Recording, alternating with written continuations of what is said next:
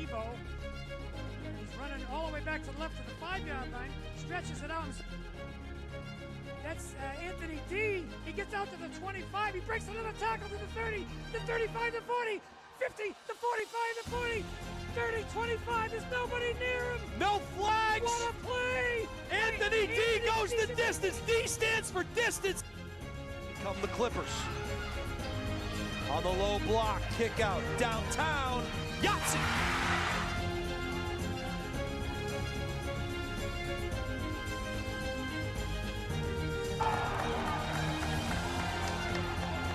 By Landry, double 0, 0-on-0. Caruso from downtown knocks down a triple.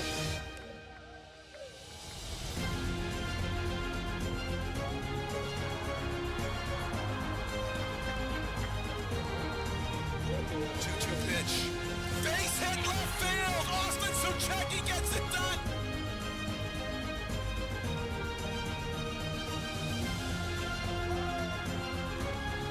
In front of the goal mouth, they jump for it. The header finds the back of the net. Hadley Commode with a spectacular play.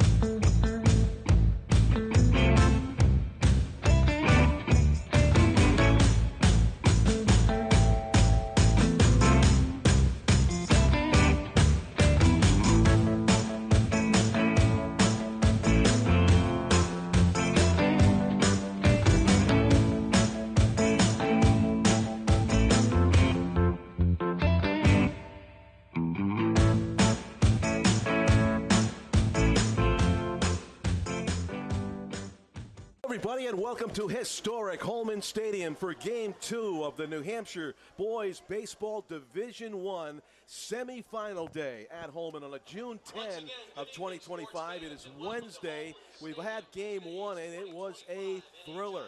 Winnicott, the 10 seed, in a battle of the improbables against the 11 seed. Help me out. Salem High School, Salem High John. School. All right. Where am I? So Salem and Winnicott battled to the finish, and it was a 6-5 walk-off win for Winnicott. Yeah. A thriller, and now it becomes mission impossible, of course, for Winnicott as they go on to the final to play the winner of this game, which is considered the iron of New Hampshire boys baseball right now, Pinkerton and Exeter. Well, you know, you mentioned the Cinderella teams in the first one. The nightcap, we have a rematch of the final of last year. Pinkerton and Exeter doing battle here tonight. Of course, Pinkerton won the state title a year ago, 9-0 against Exeter, and they're looking to get back to that title game. Their third in 4 years, trying to win a third in 4 years. Just a program, a juggernaut. They went undefeated. They have the Gatorade Player of the Year in Leo Boucher, who we're going to see pitch tonight. He was also the D1 Pitcher of the Year. 7-0 record, 129 ERA. He's going to Penn State. Just a stud. Now, the Division I Player of the Year, as voted by the coaches, was a young man on Pinkerton that was not Leo Boucher. It was his teammate, Michael Chiaffi, who we'll see leading off. So they had the Player of the Year, the Pitcher of the Year, the Coach's Player of the Year. I mean, they're undefeated, you know, for a reason. They're 20-0. They're taking on an Exeter team that's 16-5. Now, they beat this Exeter team, did Pinkerton, 3-1 in the regular season at Exeter. But this is an Exeter team that has terrific pitching, and they're going to make Pinkerton work for everything they get tonight. The key to the victory, aside from pitching for Exeter, is going to be the damage they can do at the plate. Now you look at what they did in their quarterfinal matchup against number 4 Trinity. They doubled them up 16-8. They were putting the wood to the bat like crazy. John Baker had 3 hits and 2 RBIs. Mike Karen collected 3 hits. He reached base 5 times and scored twice, as well as played great defense. Jack Dever received 2 hits and 2 RBIs.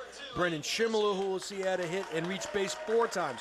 So these guys are on base all night long against the number 4 seeded team in the state, Trinity High School. And once they get there, they make you pay. They run the bases well. They turn those plate appearances into run-ins. They scored 16 of them. Most times you think 8 runs good enough to win a high school baseball game. Against this Exeter team, you might need more. Well, Pinkerton has more. They got the pitching of Leo Boucher. It should be a good one for us here tonight, John, as both of these teams familiar with one another, athletes up and down the lineup. And you look at Exeter, Exeter's got kids going all over the place to play college baseball. Schimmeler's going to UMaine Orono. Karen's going to Assumption. Finn Adams to Endicott. Cam Pibnicki, who we're going to see pitching tonight, going to Brown. Jack Dever, St. A's. Aiden Messier going to Hood College in Maryland. These kids are baseball junkies. We're going to see a great game here tonight. The defending state champs against a team that wants to prove that 9-0 was not what they're worthy of a year ago. This is a different team, and they want to avenge the regular season loss. It should be a fantastic game, John. Well, I thought I was excited before you gave us that perfect setup, Jason. Even more so now, 9-0 last finals game. That still stings, I'm sure, for Exeter. But there's a next best bet for a shutout in Leo Boucher, the star pitcher for Pinkerton. I'm sure that's what's on his mind, to blank Exeter yet again. So we'll see if they can catch up to his 90s-plus fastball and a vicious slider, from what I understand. Leo Boucher will be starting the game on the mound as, of course, Pinkerton, the number 1 seed. They open the playoffs with a bye, and they will be playing the role of the home team at historic Holman Stadium. Just a beautiful venue. It is late evening, or getting later in the evening, and that's why you see the long shadows out to right field. Right field will be a sun field to start the game. This is a Pinkerton team, John, that escaped by the skin of their teeth against Bishop Girton in the quarterfinals, so I don't think they want to feel that again. And will, you know, this team beat Nashua North in the semifinals a year ago in extra. It took them extra innings, and then I think it was a wake-up call for them heading into that championship game. But in talking to Coach Stephen Campo from Pinkerton, he said, look, the keys to winning tonight is going to be pitching. Leo has to work ahead in all the counts and limit the free bases. And that's what we talked about in the first game, right? Don't give up free bases and don't make errors in the field. They'll do you in.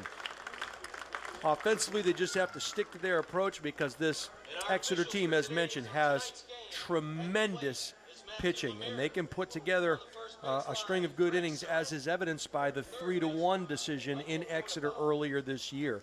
A real pitcher's duel. We're going to take a timeout for the national anthem, and we'll be right back with the first pitch. You are watching on the NFHS Network. Al St. Louis. Oh, say, can you see by the dawn's early light what so proudly we hailed at the twilight's last gleaming, whose broad stripes and bright stars through the perilous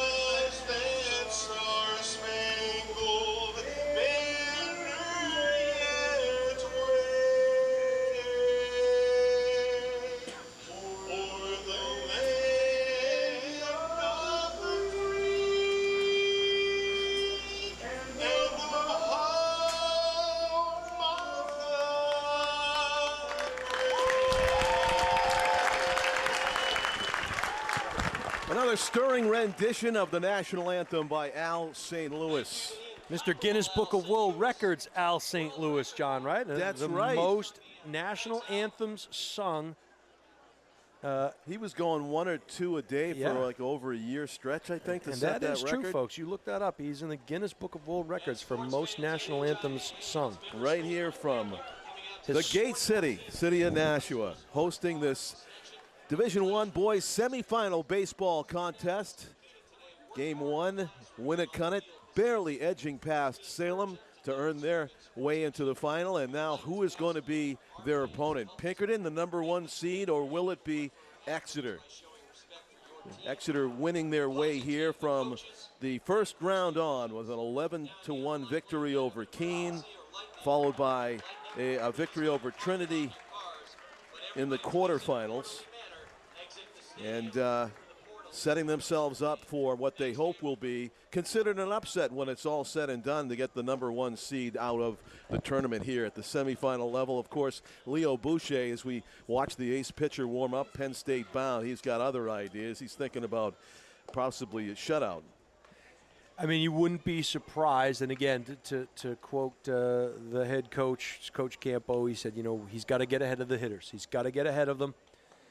And if he does, it should be a good night for the Pinkerton Astros. He's got a pitcher's body for sure. He's got the size and the electric arm strength to be very, very effective at the D1 level. Coaches for the two teams. Head coach for Pinkerton is Steve Campo, assisted by Mike Lynch and Norm Kerman. And the head coach for Exeter is Bruce Joyce. An emotional game for him. More about that in a moment. And Rich Kane and Patrick Murphy are Bruce Joyce's assistants for the Exeter Bluehawks coaching staff. It's a nice peg down to second by the Pinkerton catcher Hayden Marshall, as you would expect. We're checking on whether Hayden's related to Jackson. I believe that he may be.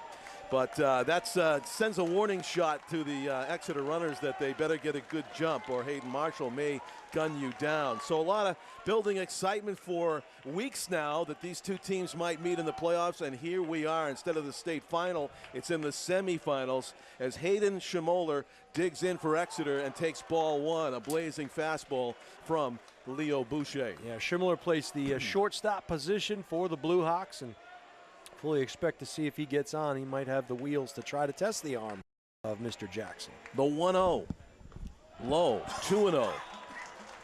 Exeter fans represented here. A lot of them shirtless right behind home plate. Got to keep those fingers out from in between the netting and the railing. I hope they know that. You are closer to the plate than the pitcher is here. The catcher is about 60 feet from the pitcher, but you're only 30 feet from the catcher when you're behind home plate in the first row here at Holman. And it's a 3-0 count to the leadoff batter. That one almost hit Schmoller. Came inside on that one, did Boucher. Bringing straight cheese there. Yep, right down Broadway in Derry. Derry's got Broadway, right? I think one Broadway Road. Sure. Yeah. 3-1 is the count. Trying to come from behind. Boucher paints. Oh, got him. 3-2. Thought it was inside, trying to head down to first early, but Boucher battling back. That seems to never work when you try to sell it. Yeah, just better off just like looking at the umpire, pausing, and seeing what the call is first. 3 balls, 2 strikes to the lead batter in the ball game. Strike 3. No! It missed. I misspoke. I thought he froze him with an outside corner job, but no, Hayden Schmoller gets the job done as the leadoff batter draws a walk. Well, exactly what the coach talked about too, right? Don't give up bases on balls. Get ahead of the batters. Wow. Boucher did not do that in that at-bat. That was a disciplined at-bat, Jason. I really thought that was too close to take. I thought so too. He's aboard, maybe to show off those wheels for the Bluehawks. Hayden Schmoller on base, and John Baker, the second baseman in the 2 spot in the order, takes it inside, maybe high, ball 1. As good as Boucher is, he is known for having spurts of wildness. I am told by those who've seen him pitch many times. Backer. Dominant. Yeah, this is John Backer. Backer? Backer, yes, sir. Yeah. 2 Ks. 2 Ks. I'm sure he's hoping he doesn't have 2 Ks tonight, but you beat me to it. Number 4, John Backer, looking for a pitch to drive here on 1-0 against Leo Boucher, the starting pitcher for the Astros. Hits the outside corner about belt high. You can hear that mitt snap. Yes, and you can see pop. the dirt fly off of it about 5 feet in every direction.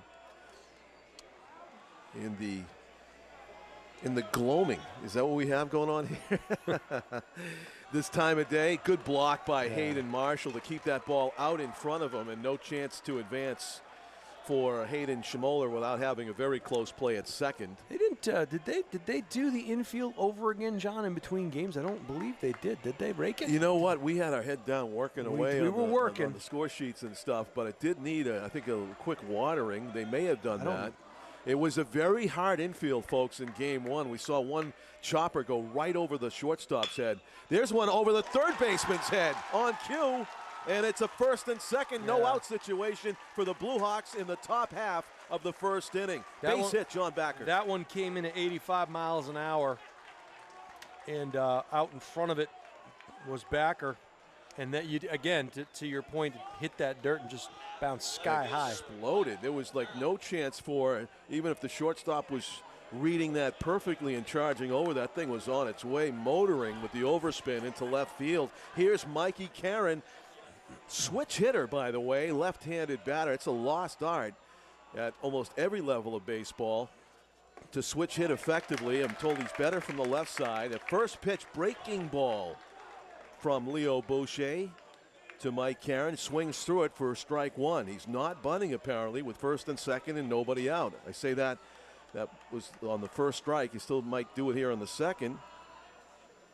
Swung on and missed. Again, the soft stuff is effective for Boucher, as it appears Karen is geared up for the fastball and hasn't gotten it. That one came in at high 70s, which is, there's still a 7-mile-an-hour difference there in your speeds. Curveball and or slider action from Boucher. See if he triples up on it, and that's a waste Another pitch. one. Yeah. There's an easier take for Mike Karen, who's had a terrific season and a terrific playoff run for the Blue Hawks. Looking for a pitch he can drive on 1 and 2. Swung on and foul tipped into the mitt, strike 3. A very well-placed fastball from Boucher, painted on the outside corner with velocity, and he gets a very good hitter in Mike Karen for out number 1. We'll bring up the cleanup hitter, Finn Adams, the catcher. Get his first look at Boucher. We're in the second semifinal. Finn Adams, a senior. Open stance, right-handed hitter. And that's a breaking ball slider, wicked one for a strike. Front door slider from Leo Boucher. Using the breaking ball to set up the heat. Froze the batter in the process, because at first, if you misread that as a fastball, you think it's going to hit you. And before you know it, it's over the plate for a called strike. Checks the runner twice and comes to the plate. That's up. 1 ball and 1 strike to Finn Adams. 87 on the gun there for a high outside fastball. Hayden Schmoller leading off at second base. His younger brother, Brennan, is on deck, the third baseman for the Blue Hawks. Or maybe it's the other way around. Let me check the strike on the outside corner. And it's 1 and 2 now, as Leo Boucher threatening to strike out his second batter of this first inning of game 2 of a semifinal doubleheader here at Holman Stadium. Winnicott is in. Win and they're in, and they did. They'll play Saturday against the winner of this one. Brennan Schmoller on deck. He is, in fact, the junior. His brother, the senior's at second base. Fought off with 2 strikes by Adams. Good job. Corner of the strike zone. I have it on pretty good authority here tonight, too. And what I've been told was Pinkerton has any one of 3 pitchers they can go to tonight should Boucher get in any trouble. So a lot of pitching depth here with this Pinkerton Academy Astro team, and having that bye certainly helped them out a great deal. Oh, right. Loaded. Ground ball off the plate to the left side. The third baseman, Matthew Hanna, throws it away. One run is going to score. Let's see if they're going to wave him home. They're going to keep him at third. Second and third for the Blue Hawks on a misplay by Pinkerton. 1-0. The Blue Hawks jump out in front. Yeah, there's a situation where you take your time, make a good throw. Finn Adams put it in play instead of the strikeout, and good things happen. And instead of, having 2 outs, you've got 1 out and an error. Yeah. And unfortunately for Pinkerton, that's the other thing we talked about, right, John, is don't make errors and don't give free passes. Those are the cardinal sins of the baseball diamond. So as Hayden Schmoller sprinted across home plate with the game's first run, he slapped 5 with his brother Brennan and said, keep it going. And Brennan Schmoller is up to bat with runners on second and third and only 1 out in the first inning. A top quality pitcher in trouble thanks to these Exeter bats to begin this ball game. On deck is Cam Pivnicki, the starting pitcher for Exeter. That's on the outside corner. Brilliant pitch again from Boucher. Do you think, John, sorry to kind of break into there, do you think the third time is the charm for this Exeter team? Do you think they look at last year's championship game and then they look at the regular season game and said it was 9-0, then it was 3-1, we're getting closer. Absolutely. And in your mind, a swing and strike there, nice pitch and a good block by the catcher. But do you think in their mind they're like, we're on the doorstep here. Yeah. We've seen this team before. We know who they are. We've been close. Maybe tonight's our night. Which makes this moment kind of pivotal. If they bring these 2 runs in here, they're going to be saying in their minds, this is our game.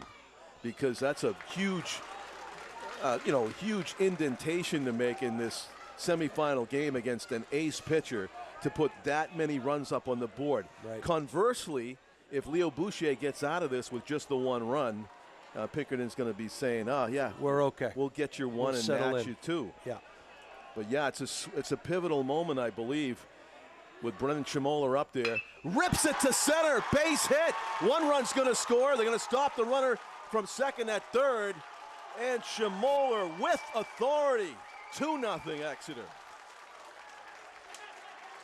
Listen, a lot of these kids from Exeter are going to play baseball at the next level. They know how to hit good pitching, and they are on tonight. They are seeing the baseball. They're doing the things they need to do. They're getting ahead in some cases of Leo on the mound here, and that is making all the difference. And oh, by the way, the pitch count is climbing. Yeah. So the scouting report on Exeter is that they do all or most of their damage with their first 5 hitters. Well, they have come to the plate, the first 5, and now we're into the 6, 7, 8, 9 part of the order. So this is where supposedly, if you're a pitcher of Boucher's caliber, you're going to make some hay. We'll find out. Well, he starts ahead here on Pivnicki. 0-1, still with the 1 out, double play depth. Hits it high and deep to left. It's going to be a tough chance, and it's an out. But the runner tags at third and will score. It's 3-0 on a rocket of a sacrifice fly by Cam Pivnicki. The 6th batter makes a loud out, and that would belie those rumors about you get weaker as the lineup goes along for the Blue Hawks. Well, you said it, a loud out. That thing was given a ride and good hung up in the air. Mike Chiaffi. Great catch. Player of the year. Was it Gatorade yeah, Player of the Year? The player of the year as voted by the coaches, I believe, in Division I. So I got to say, he made that look easy. That wasn't anywhere close to him when it was off the bat of Schmoller. Just to Pivnicki, excuse me, with the sac fly out. So Brennan Schmoller's on board at first base, all by himself now after the runner tagged and scored from third. The body language speaks loudly as after that pitch, Boucher kind of fell off to the first base side. Yeah. Was they got the runs given home, that Jason. frustrated, yeah. They're up 3-0, yeah. so they got a 2-0. They got to feel 3-0. Sorry, yep. Looking at the count, 2-0. Ripped at the third baseman on 1 hop. Hanna's got it. Good throw across the diamonds. hanging on to the base was John Hanlon. That is the third out of the inning, but 3 runs are in for the Blue Hawks, who start this game off with an exclamation point and a statement after losing 9-0 in last year's finals. It'll give us a chance to talk about the Service Credit Union. Our Service Credit Union salutes the student athletes and the values they represent: teamwork, leadership, and dedication. Learn more about SCU's commitment to your community at servicecu.org.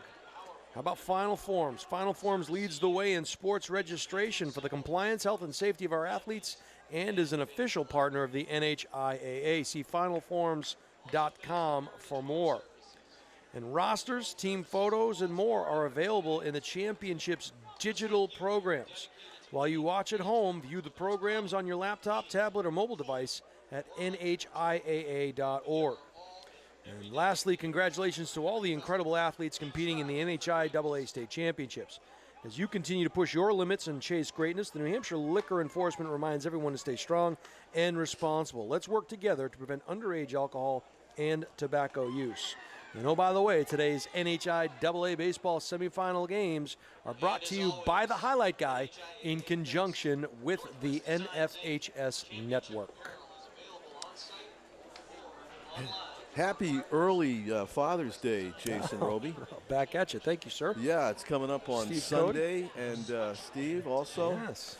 I want to point out that it was made known to us, I think it's public knowledge now, that Bruce Joyce's dad passed away this week of all weeks. I'm sure he was a big baseball fan. I'm sure he played a huge role in the life of Bruce Joyce, and also his grandson Ethan, who was a star player at Exeter for several years before playing in college as well. And it's got to be a very emotional week and game today. The first game since the passing of his dad. I know you're fortunate you still have your dad. My dad passed away in 2016. He would have been 98 this past Friday, and I miss him. You know, he introduced me to baseball, introduced me to taking the games at Fenway Park. It is a milestone moment in anybody's life when they lose a parent, and I'm sure for Bruce Joyce, this game has added, emotional import for him. And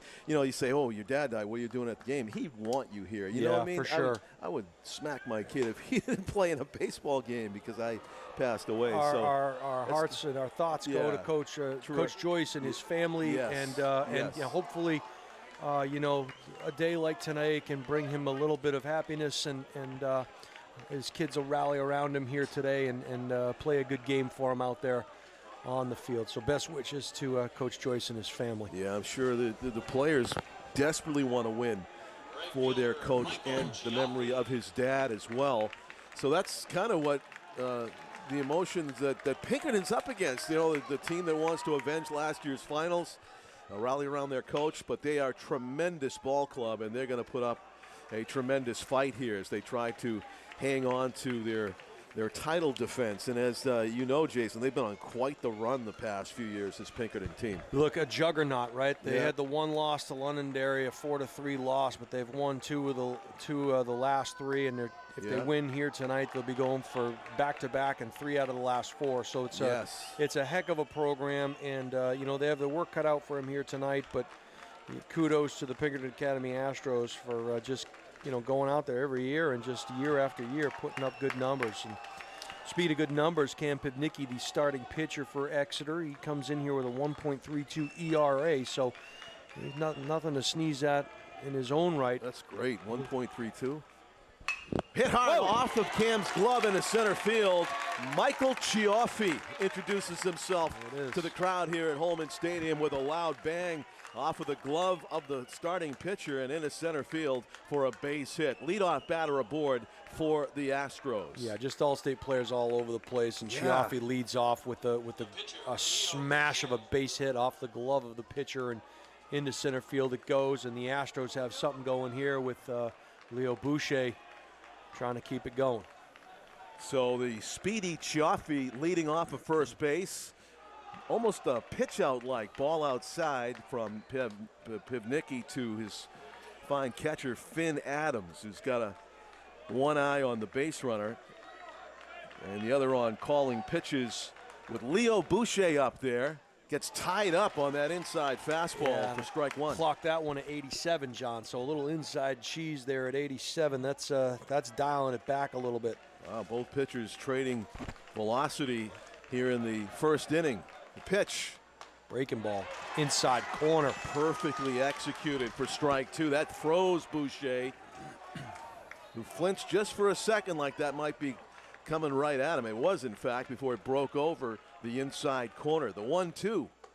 Strike three, upper outer, and just a clinic, a pitching clinic in that at bat, all by itself from Cam Pivnicki for the first out, first strikeout of the game. Good execution by Pivnicki on those pitches and that entire sequence. Really well done to get Boucher looking.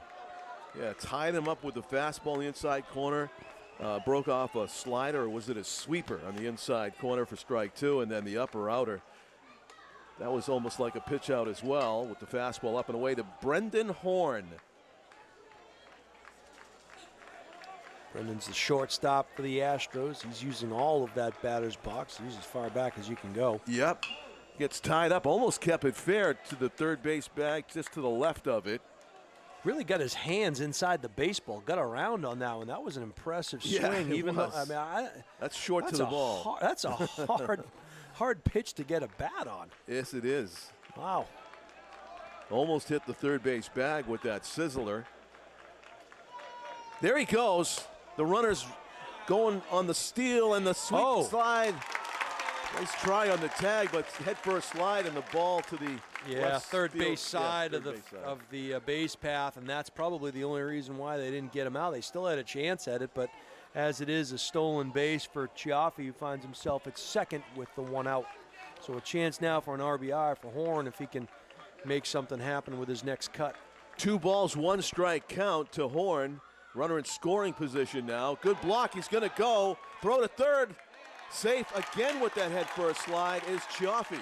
Yeah, and again, the ball thrown instead of to the shortstop side, it was thrown a little more to the foul line side, and he had a sweeping tag and a good slide by Chiaffi as he went to the outer part of third base to touch that bag. And as a speedy leadoff batter, if your uniform is filthy in the first inning, you know things are going well. He's at third with 1 out and a big cut on 3-1 on a pitch that might have been out of the strike zone. Horn makes it 3-2. Trying to go the opposite way, it looked like. Exeter plays Brendan Horn straight away at every position as he gets ready for the payoff pitch from Cam Pivnicki. Swings through the high fastball for strike 3. 2 outs in the inning, 2 strikeouts in the inning for Cam Pivnicki, who again lights up the radar gun. And that was a fastball of epic proportions. Didn't have the gun on that one, but you could hear the pop of the catcher's mitt. Yeah, especially up there. Tough to catch up to. Yeah, the high heater. The last hint of sunshine is leaving the ballpark on the triples alley in right field. Not really. After the catcher's glove, here comes Chiaffi on a delay. Throw to the plate, and he is out. And I'm going to tell you right there, you're going to go back and watch that one on the highlight guy, John. I think Chiaffi hesitated a little bit at third big time before he took off. I think you're going to watch that back, and he didn't go right away. He almost thought about it and then decided to go late. That may have been the difference. Great play backing that up by the pitcher, and Exeter gets out of the inning.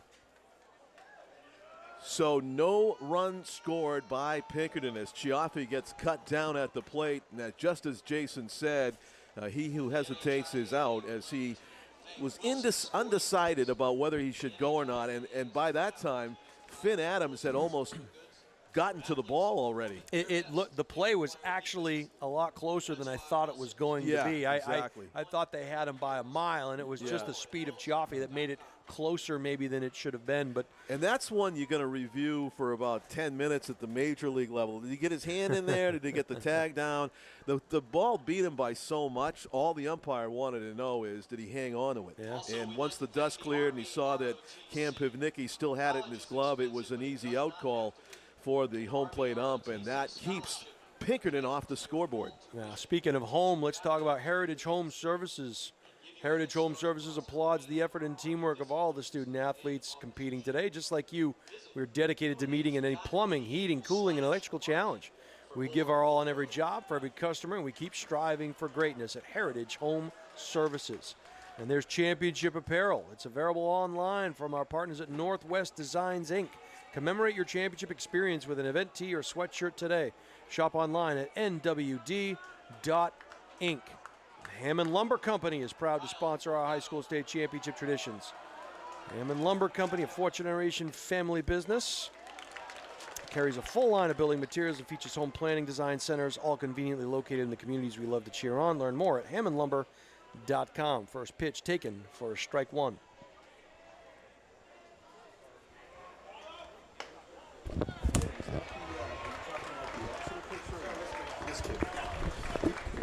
Stat from Ray DeRusha.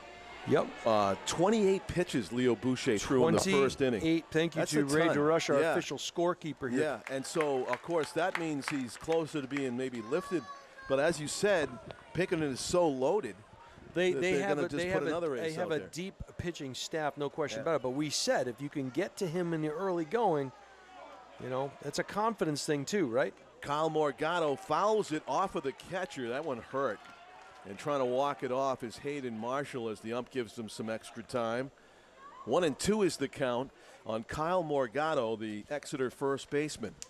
He'll be followed by the DH, Aiden Messier, and then back to the top of the order, and Hayden Schimoller. 8-9-1 due up for Exeter after that 7-batter first inning, 28 pitches thrown by Leo Boucher. It actually felt like more than that. He was struggling for a while. It's quite a few, and Yeah. you know, and I think if you're Exeter, you come away, you say, okay, we won the inning. You know, let's try That's to it. win each inning, and things will be good for us. And Of the 7 innings scheduled, fouled back where the fans' skins and shirts are not located. They're on the other side of home plate. Steve Cody was asking me during the last game if it would be okay if we took our shirts off up here. I said I think they would frown upon that, but you know. Yeah, no need. Yeah. Yeah. I The just 1-2. I told Steve to just roll his sleeves up a little bit. Just flex out the window. Confident take by Morgado there, and what looked like a slider in. The 2-2 pitches on the way. Let's see if no, they're going to reset both of them. Let's see if Leo Boucher stops messing around with the breaking balls and just tries to blow away the 8-hitter here. Morgado awaits the 2-2.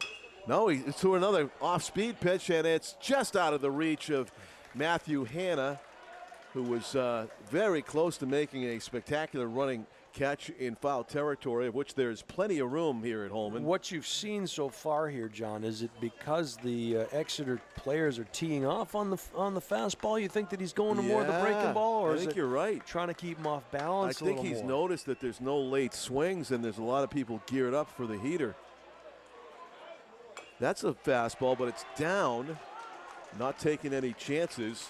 Morgado fouls it off. Clocked in at 87 on the gun, so he's definitely rearing back. They're dialed in down there. Of course, Pinkerton's star player in baseball and basketball, Jackson Marshall, has moved on. Ball misses down and working the count full. How about this at bat by Kyle Morgado? I'm not seeing any weak hitters in the bottom of the order for Exeter. They just seem to be all on point here against the Astros. That's just off the plate. Ball 4. Great at bat by Kyle Morgado. I'll tell you, to lay off those pitches is almost as if they're seeing the ball really well out of the hand, and they kind of have a feel whether it's going to be on point or not. And absolutely,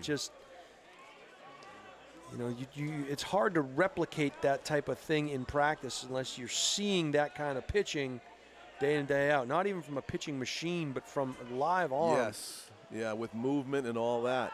Bunted up in the air. Boy. It's going to be an easy catch for Hayden Marshall. And a bunt try by Aiden Messier goes awry as he pops it out. 1 out in the second inning. Top of the second, and here comes the top of the order again in Hayden Schmoller. Yeah, Hayden walked his first at bat and got all the way around and scored the first run for Exeter.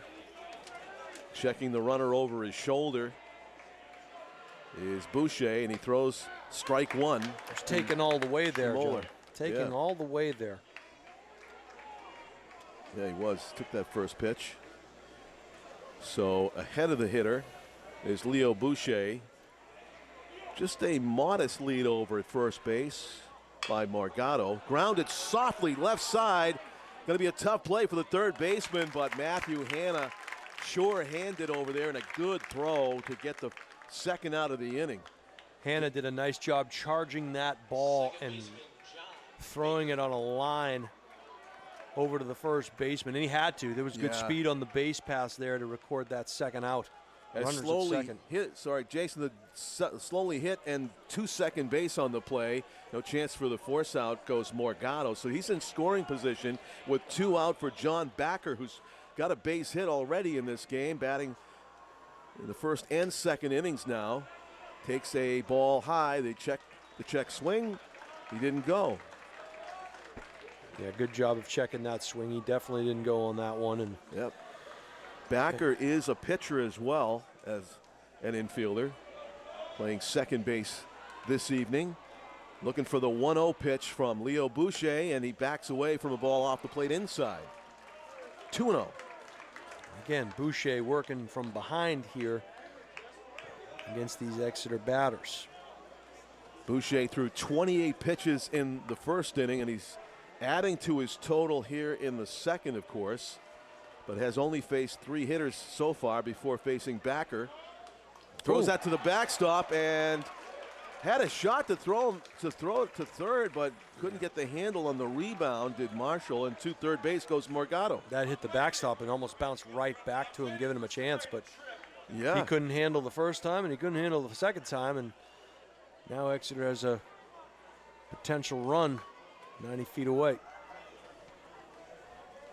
So 3-0 in the dirt low, and it's ball 4. A 4-pitch walk issued to John Backer, and that brings Mikey Karen to the plate. Swung through a fastball in the outside corner for a first strikeout of the game, recorded by Boucher. The 3-hitter, though, has had a great season and playoff run for the Blue Hawks. In a key spot here, runners on the corners with 2 out, and Exeter looking to add to their 3-0 lead. Ripped to right. Is it fair or foul as it hooks down the line? Foul. 1 hop into the That would have scored 2. bullpen area over the fence. That was just raked, but too far out in front of it was Mike Karen. Yeah, this Exeter team is just dialed in right now, John. They know it's almost like they know what's coming before it leaves. He may not see another fastball after that. Just crushed it. So the 0-1 is on the way. Foul straight back. Whoa, he had a good hack at that pitch. 0-2 quickly.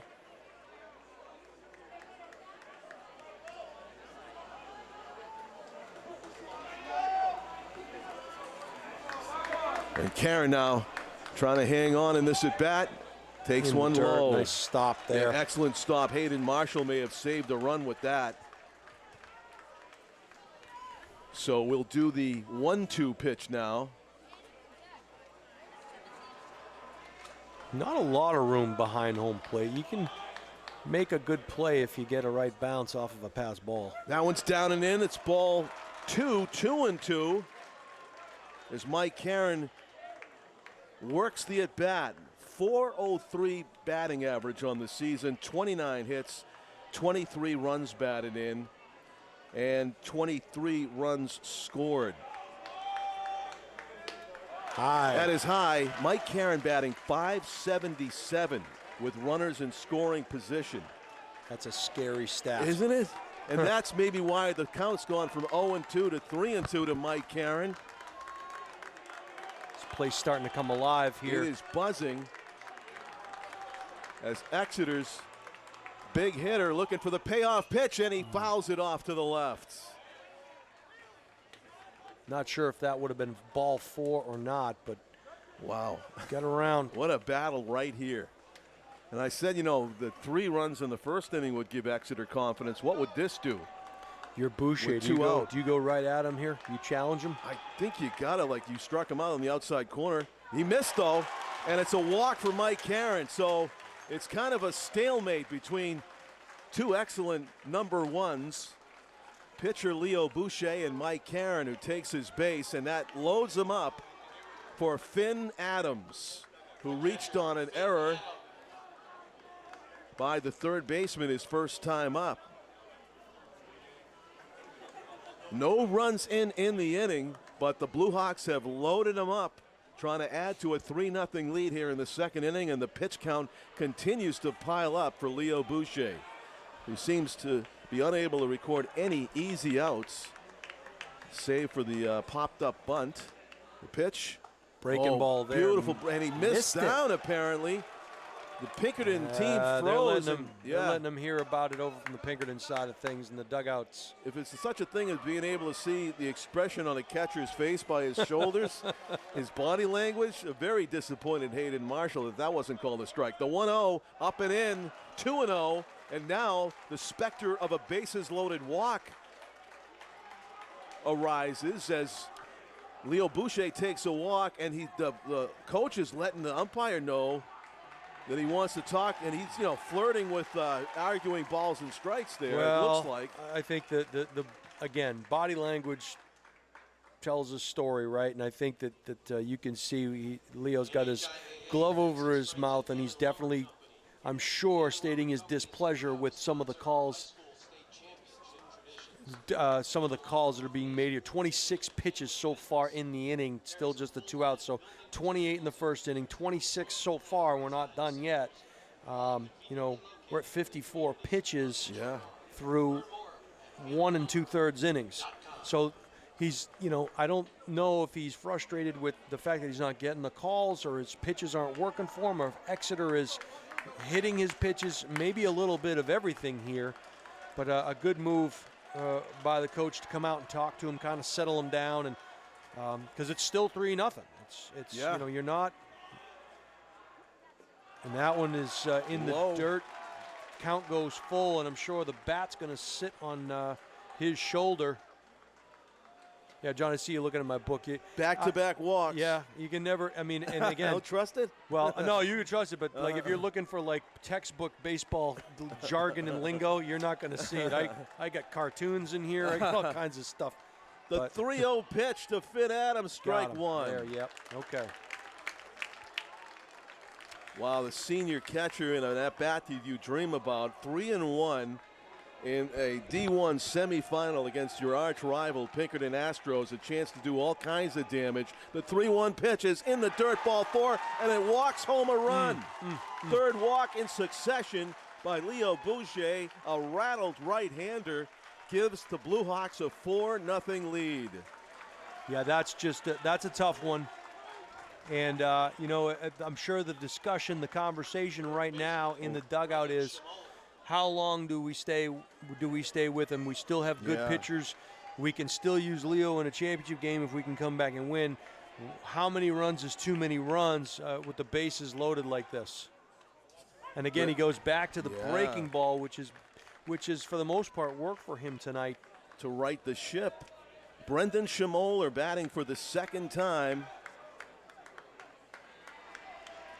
1 for 1 with a run scored.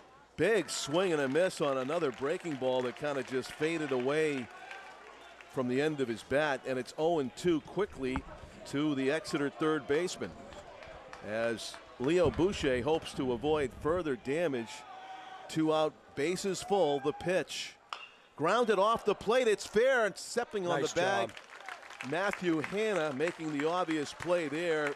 Sure-handed third baseman gets his pitcher out of a jam, but 1 run in to add to their 3-0 lead. It's 4-0 as we go to the bottom of the second. Today's NHIAA Baseball semifinal games are brought to you by the Highlight Guy in conjunction with the NFHS Network. We're going to take a break, pay some bills. We'll be right back. You are watching the NFHS Network. Stay up to date with all of the Highlight Guy's upcoming live streams. Subscribe to our YouTube channel today and never miss out on the games you want to see. Just go to YouTube, search the Highlight Guy, and hit subscribe. We thank you in advance. Meet Bouvier Prepare, your game changer in college athletics recruitment. We cut through the chaos, focusing on superb communication and top-notch organization. One-on-one attention, tailored strategies, and a winning game plan for emails, calls, camps, visits, and offer closings. Be prepared. Your limitless future starts now with Bouvier Prepare.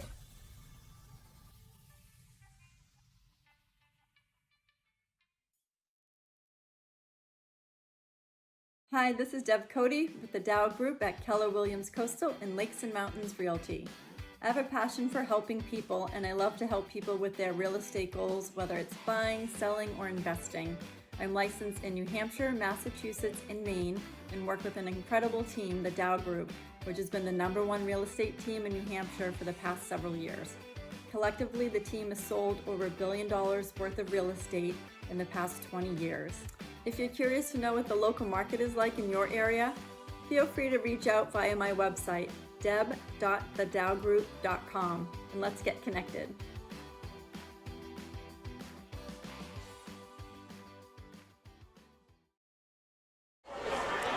Welcome back to historic Holman Stadium. It is the bottom of the second inning, and Exeter has jumped out to a 4-0 lead against the #1 seeded and undefeated Pinkerton Academy Astros, who are coming up to bat for their second shot at starting pitcher Cam Pivicki. John Hanlon was batting when the wild pitch and the play at the plate occurred, where Michael Chiaffi was thrown out, catcher to pitcher covering to end the first inning. So he leads off here in the bottom of the second and takes a ball high from Cam Pivnicki. These two teams met just a few weeks ago in Exeter on a classic crappy weather day. It was 45 degrees and drizzle. Is that your word, John? Classic crappy weather day? Yeah. Is that drizzle, 45 degrees in Exeter, and it was a 3-1 win for Pinkerton. And, of course, they held Exeter to 1 run. That's by the boards. 4-0. The Blue Hawks are out in front. A indecision there on a pitch that just tied him up all kinds of ways on the inside corner, and it's 1-2 to John Hanlon, the 4-hitter for the Astros. He looks at a ball up and away. Kind of overthrew that one, did Pivnicki. 2-2. 89 on the gun on that one, John. He reared back. Trying to come up with an out pitch here for Hanlon. Terrific hitter, first baseman. And that's a ball high. Filling the position vacated by Jackson Marshall, and I'm sure he must be doing a great job because he is in the cleanup spot. Well, he made a great play at first base. That ball was sailing high on one of the last outs, and he was able to grab it. Swings and misses on the 3-2. That was gas from Pivnicki. Bad intentions on that cut, but Pivnicki wins the battle there. He is throwing some gas. Yeah, that had to be flirting with the 90 mile per yeah, hour mark. I would say.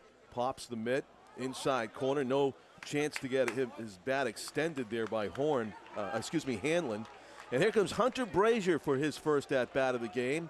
Bottom of the second inning.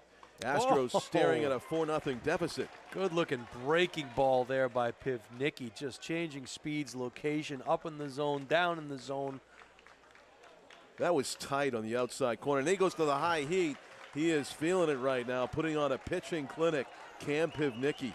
He's working fast as well. He's pearl jamming it, hitting the 90s. There we go. The 0-2. Foul. Just getting his bat, spoiling a really good fastball again from Pivnicki, who is not wasting a pitch with that. Coming right after him. Economy of pitches. Meanwhile, Pinkerton starter Leo Boucher has thrown 50 pitches through the first 2. Ground ball up the middle. Fielded by Hayden Schimiller, and Schimiller able to make the play. Nice play there. Now Two down. It feels like we've been here for a while, right? Yeah. That's just the fourth Pinkerton batter we've seen all night. It is. Yeah. Yeah. Exeter's been doing all kinds of stuff at the plate. Lengthy at bats, putting ducks on the pond and putting up 4 runs, forcing Boucher to throw all kinds of pitches. And here you got Pivnicki just attacking the hitters and getting ahead in the count as he does against Anthony Caruso, the DH. Big boy, left-handed batter for the Astros. The 0-1. Hard hit grounder up the middle and through for a base hit. Second hit of the game for the Astros comes with 2 outs in the second. They're starting to find their groove a little here, are the Astros, as they've gone right back up the middle on the last 2 shots, so they're starting to time things up as well. 7 hitter in the order, Preston Libby, getting his first look at Cam Pivnicki in this one. Right-handed hitter, trying to keep the train moving with 2 outs. Pivnicki throws and misses low and away. Another fast, a pitch out looking fastball for ball 1. Certainly Caruso's got long legs. I don't know if he's a speedster necessarily over there. Pitch is taken for ball 2. Low and away on the break, down. The other interesting comment that Pinkerton Academy Astro coach Steve Campbell made was we have to play our game, you know, and their game might not be forcing the issue. It might, and again, a pass ball here, can't find it. He might try to round to third. He's going to try it. He gets caught in no man's land. Forced the throw, but goes back to second base wisely. Little hesitation there, but this Finn Adams throws a seed over to third base. But play your game. Play your game, and don't do things you don't normally do. You know, it's a situation that the more runs that get put up against you, you have to start to force the issue. But it's still early enough in this game where you don't have to panic necessarily. Right, and this would help them chip away at the 4-run deficit if they get some 2-out magic from Preston Libby here. Cam Pivnicki throws strike 1. 3 balls and 1 strike to the Pinkerton second baseman. RBI opportunity with Caruso leading off of second base. He'll be off with contact. There is contact. High fly ball to right field. Garrett White is under it. He's got it. Out number 3. Another scoreless frame pitched by Cam Pivnicki as we go to the 3rd inning. Just a good job there by the defense, and we're going to take another break here, and we will be right back. You're watching on the NFHS Network. Hi, this is Ryan from Earth Tech Systems in Harvard, Massachusetts, taking a look at the first step of our geothermal installation. Let's go check it out.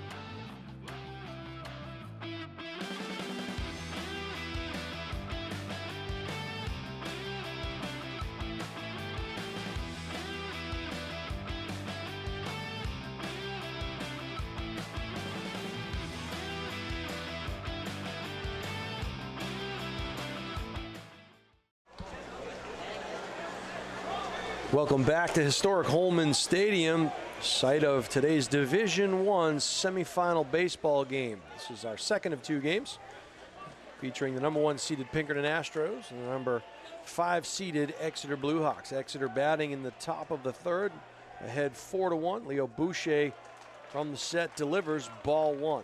Well, he's in desperate search of a 1-2-3 inning, I think. At this point, Jason has had to throw a lot of pitches to get through the opening 2 frames, and Exeter's thrown a crooked number up there already, leading 4-0, and now trying to add to it in this 3rd inning.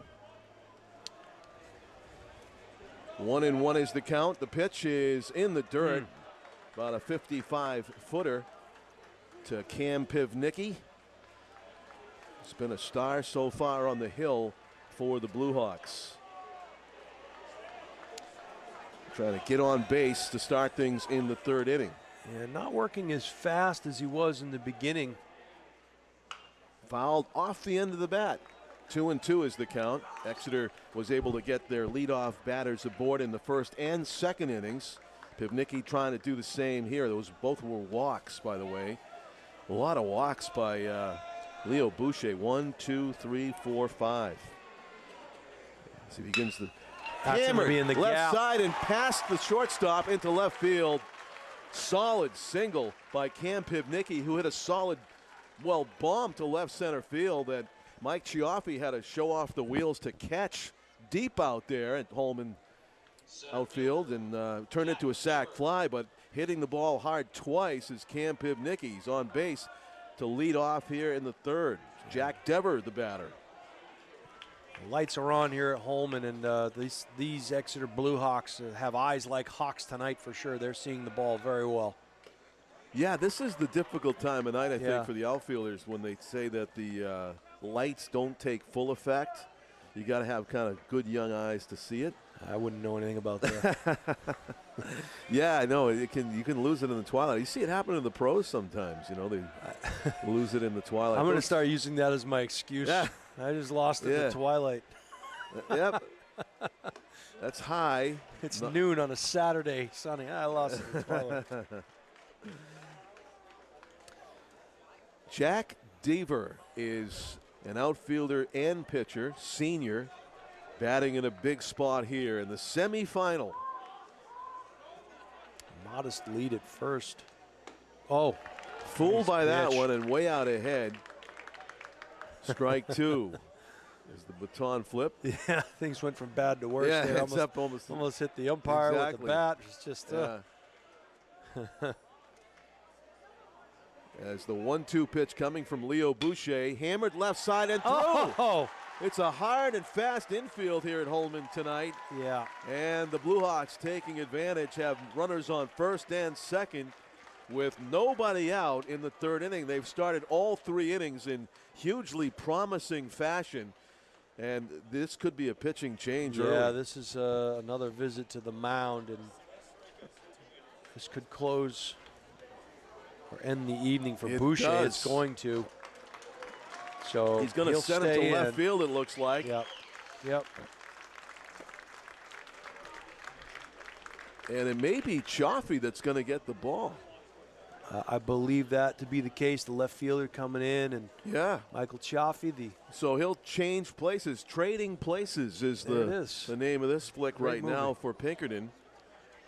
As the left fielder, the filthy leadoff batter, turned relief pitcher Mike Chiaffi. So one player of the year exchanging places with the other player of the year. And we'll take a break. You're watching the NFHS Network, New Hampshire D1 semifinal action at Holman. Stay up to date with all of the Highlight Guys' upcoming live streams. Subscribe to our YouTube channel today and never miss out on the games you want to see. Just go to YouTube, search The Highlight Guy, and hit subscribe. We thank you in advance. Hi, this is Terry Queenan from Earth Tech Systems Geothermal. We're in Nashua, New Hampshire today. We just finished putting geothermal in this historical home built in 1937. Let's go in and check it out. We're now inside the house. These are the 2 well lines coming in. There's one 500-foot borehole. This is the piping. This is the flow center that moves the water to the geothermal unit, which is over here. This is a very simple, high-efficiency system made by water furnace. This is the return duct, and we have the unit in place here. This is the water furnace 7 series that's in this home. This is the return air filter. Those are the pipes coming from the non-pressurized flow center. The blower is on the top, the compressor's on the bottom. Very quiet machine. This is a storage tank that makes very warm water.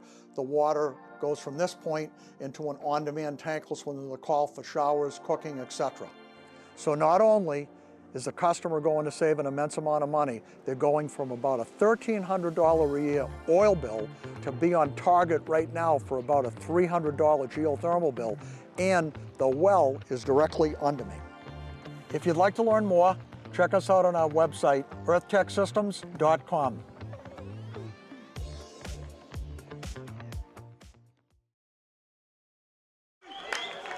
Back to Holman on what has been a beautiful Wednesday for baseball here in Nashua. Holman Stadium, the neutral site for this New Hampshire D1 boys baseball semifinal doubleheader. Winnicott edging Salem in the opener, 6-5 in a walk-off to win their way into the final to play the winner of this one. And here comes Michael Chaffee on in relief, the left-hander, bunted off to the facade right in front of the highlight guy. Does he have insurance on that camera? You know what? That is close as you've become to getting hit, isn't it, Steve? That was outstanding. Steve Cody was unflinching as that ball came back, threatening his life, and went off of the barrier right in front of the camera. Right in front of the all camera. the equipment was in danger Wow. right there. And that's why you don't bunt. No, I'm just saying bunt it on the field of play. He does as Morgado gets it down. Throw to first base is Nice the only play. play. But nicely by Chiaffi, who's off the mound like a cat. 1 out. That's the first out of the inning. 2 runners in scoring position for the Blue Hawks for the 9-hitter, Aiden Messier, who popped up to the catcher trying to bunt his first time up. That was a great bunt there. I was very impressed with how they did that. I was not expecting that. Like how they got it back here? Yeah. You know, it takes something like that because if you take a full swing on a foul ball, it usually doesn't make it over the net. Yeah. But that just was gave it on- enough loft, right? So it didn't go over our heads. It almost just almost killed us. It almost came like It almost eye killed high. us. Good. Yes. 0-1 is the count to Aiden Messier, the designated hitters in the 9 spot. That's when you know you got a lineup full of hitters when your DH bats 9th.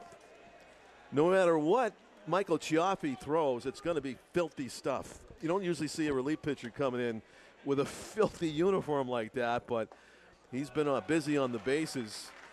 And He'll mix it up misses. too. He'll Yep. get into the 80s and some nice off-speed pitches as well, does Chiaffi. So a heck of a player in his own right. So first base is empty, but the conundrum is you're pitching to the 9 hitters. You probably want to get a punch out before you start pitching too carefully. Rope to left. It's going to hang up there, be caught Going to by be a play at the plate. the left fielder. The good throw to home, and he is going to be out. Oh, what a terrific peg. Chiaffi came out of left field. That's him. That's a lefty out there, isn't it? Was it number 1? I believe it's number 3 that threw him out. I got to get the number of that left fielder who replaced. It wasn't the starting pitcher. Oh, was it Kazan Plassi? It might be Yeah, Plassi, Plassi. who's Yep. being Yep. DH'd for. Caden Plassi, Plasse, number 3 for Pinkerton with a tremendous highlight play. That was a cutting great down. throw. Yeah, the runner at home. Not only did he end the inning with that, but he prevented Exeter from scoring 1 or 2 runs. So let me ask you this question now, and the armchair quarterback that we all Yeah. are. That was in shallow left. Yeah. Do you test his arm, or do you Have to. wait? You gotta Yeah, roll the dice, I right? would say you have to, Yeah. and maybe not knowing that that kind of throw was going to be forthcoming. I mean, you just got to tip your hat there, but it just Great looks play. bad if you get a chance to score like that and you don't take it earlier in the game. You know, Yep. it would have left it up to Hayden Schmoller to bat with 2nd and 3rd and 2 out. He's capable, but See, yeah, I agree with you. I think you take that chance, and now I but see the- some but- lame left fielders in MLB level that might no not doubt made that throw. That was a fantastic throw. It was Yeah. set up perfectly. Now, what does it do to the psyche? Does it give now is Pinkerton awake and alive and rearing and ready to go after a play like this? Because they were jumping up and down, they were pointing at Plassi, they were all jacked up for a fantastic throw and a fantastic double play to end that inning, because it could have been disastrous if they, if it didn't end that way. Yeah. Does the tide turn here on a play like that potentially? Absolutely could, Yeah. right? They need to follow it up, though. They need to score. Well, that's just it. Yeah. They're riding high after that defensive Yeah. play, and They it'll have be interesting to momentum, see. a bit of momentum now. They For need sure. to break through against Cam Pivnicki, who has shown no sign of weakness on the mound for the Blue Hawks. Just gave up a couple of singles. That's been all. Pinkerton looking to break through offensively in the bottom of the 3rd inning. If Pivnicki puts up another 0, that play is going to That probably play be is forgotten. a moot point. You're back to the top of the Yeah, order right. for Exeter. The pitch is high. High cheese. Yeah. And ball 1. And again, I simply ask because it makes for interesting Sure. TV. Talk amongst yourselves. Ground ball is foul. Just left of the third base bag by Hayden Marshall, catcher for Pinkerton, in the leadoff role here in the 3rd inning. Can I still call it TV, Steve? It's TV, right? Kind of. Is it Everything's television? streaming. Is it streaming? But I don't you know. can, It's a you can good watch point. it on your TV. Yeah, you know. You is can it watch it on your old-fashioned to say TV. You can, yeah. Timeout called. It's like watching film. You don't watch film Television. anymore. There's no film. Yeah, we There's say no film. They We're say going to that. watch them Football break down the coaches film. Still say that. Where's It's a the nice film? pitch. 1 and 2. Everything is digitized. I think you have a read on the digitized Yeah. championship program. Yes, I did. Oh, excuse me. Stay alive. Oops. Hack. Emergency hack by Hayden Marshall. And it's still 1 ball, 2 strikes to the leadoff batter in the 3rd inning. Exeter, who lost to Pinkerton in the regular season, 3-1. 4 runs on the board to none for the Astros. Strike 3, swings through the high fastball from Pivnicki, who picks up where he left off in the first 2 innings. You're not going to catch up to that high cheese. That thing was out of the zone and impossible to hit. 9-hitter Matt Hanna, the 3rd baseman, getting up to bat for only the first time tonight in the 9 spot in the 3rd inning. That's when you know you're having a great start. You see the 9-hitter in the 3rd inning. Pivnicki with the 1-0 pitch. Missed. Tried Umpire to lets frame him it know just outside. a little too far outside for 2-0. sure. Yep.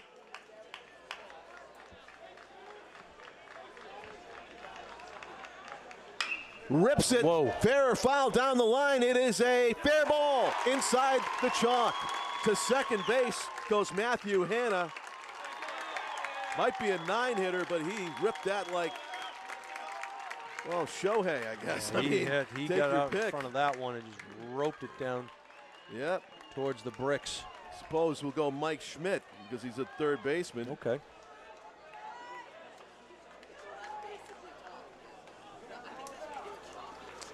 So how about that hit with 1 out? Hanna with authority on second base in scoring position with 1 out for the top of the order, Michael Chiaffi, number 9, who is now pitching for the Astros. Takes a breaking ball at the top of the strike zone, 0-1. That was a good-looking pitch there. Took something off it. Yep. Chiaffi singled. Was thrown out at home trying to steal in a wild pitch where he hesitated just enough so that the catcher could relay to the pitcher covering and nip him at home. Yeah, that was an interesting pitch because the catcher moved outside, but the glove stayed inside, and it was in the zone. So 1-1 the count. Decent lead off of second base by Hanna.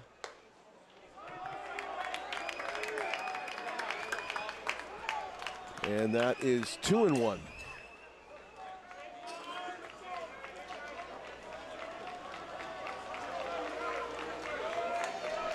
Good battle here between top-notch starting pitcher Cam Pivnicki and player of the year Michael Chiaffi. Lefty batter. Hits it right side hard, but getting over there to make the play, John Backer. 2 out. Good play by Backer, going to his left and then having the turn and throw across his body to get the out. 2 outs now, runner on 3rd for the Blue Hawks. Big out there, recorded by Pivnicki. Still zeros on the board for the Astros. It's going to take a clutch hit from Leo Boucher, the starting pitcher, now playing in center field, to extend the inning and get the Astros on the board. high heat right by him as he swings through it. Might have been just above the strike zone, making it more difficult for Leo to get on top of that, but it's 0-1. Pivnicki coming right after these hitters. 0-2. And put it in a difficult spot, kind of caught that outside frame of the home plate. I would not be surprised if he pumps this in the zone again. The pitch is grounded up the middle and through into center field. Leo Boucher with a clutch hit with 2 strikes on him makes it a 4-1 game as the Astros are on the board. Matthew Hanna scores from third base. Good job of hitting there by Boucher as he knocks one back up the middle, and good for him. You know, we always tell our kids that in football, you have to play the next snap. In track and field, you have to focus on the next event. If something doesn't go well for you, you really have to turn that page. This game, a lot of baseball left, and good job by Boucher refocusing on getting things done on the offensive side of things and RBI. Great point, Jason, because you know he probably blames himself a lot for being down 4-0, the starting pitcher, and still able to fight back and give his team a boost with a big 2-out hit against Cam Pivnicki, who looked like he was, untouchable for a while. 2-out hit, don't get bigger than that in the semifinal single elimination game. Big hack, and it gets fouled off to our right. Somebody made a nice play over there. Brendan Horn, the batter, gets struck out his first time up. It's a 1-2 count now, as Pivnicki tries to battle back from giving up that 2-out, 2-strike hit. 1-2, there goes the runner. Throw to second, and he is out. Got him. Good throw. What a peg from Finn Adams. So just like that, momentum changes again. However, Pinkerton wins the inning, and that is the victory you take from this, is that, okay, we lost the first 2 innings, we just won the 3rd inning, now we got to win the 4th. Keep chipping away, and anything is possible. But what a great throw. What a great throw. What an exciting day of baseball here, too, at historic Holman Stadium. That's Jason Roby. I'm John Collins, along with the highlight guy, Steve Cody, bringing you this in conjunction with the NFHS Network. So I'm watching to see where the outfielders go. Preston Libby is in center. 5 Hunter is going Brazier right. And right. Yeah, Brazier. Yeah.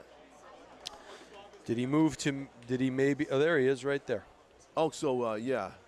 He is Center going to field. center field. Yeah, the starting pitcher did go to center. So Plassey went to left field. Yeah. And they're still talking about that play where Plassey, who's not in the batting order, he's being DH'd for it. But what an impact he had with that play from left field. He wasn't supposed to be in left field when the game started. They probably expected Leo Boucher to go deep, and Plassey was in center field, but that's how things happen. And we've seen some great defensive plays here today, haven't we? Yeah. Some outfield plays, for sure. too. Yep. In the first game, Braden O'Hara over there in right field. The game of his life, I would imagine. Yeah, I mean, it's no bigger stage for him, and he made a tremendous play that Mookie Betts in right field would have been proud of. Sure. Name any pro right fielder throwing the runner out at second, trying to stretch a single into a double, and then he went 4 for 4 with the game-winning walk-off hit. Braden O'Hara will have a day for the Winnicott Warriors. Strike 1 to the leadoff batter for the Exeter Bluehawks in the top of the 4th inning already. John Backer. This is this Schimler? Is this number 3? No, it is 3. You're right. Yeah. Schimler. Yep. Not John Backer. So he has got leadoff duty in the 4th inning. And Schimler, top of the order. He's been on base twice tonight, right? Has he been on base twice? I think he grounded out to third. Okay, yeah. They are brothers, though. I got to check myself here. Yeah, he's the top one? of the order guy. There you go. Walked and scored and grounded out to the third baseman. Facing an 0-2 pitch here from Mike Chiaffi. Took something off and hit the inside corner with it. A 3-pitch strikeout to begin the 4th. Chiaffi mixing it up. with command. Great pitch there, great placement. And Hayden may not have agreed with it, but really doesn't have any say in the matter as he heads to the bench, and John Backer will head to the plate. He's been on base twice tonight and scored. Chiaffi's pitch is outside for ball 1 to Backer. Yeah, he's been perfect. Single walk. 2-hitter in the order for the Blue Hawks, getting it done. Looking for the 1-0 from Chiaffi. Nice pitch there. We'll try to get some a pitch count for Pavicki as well. Oh, yeah.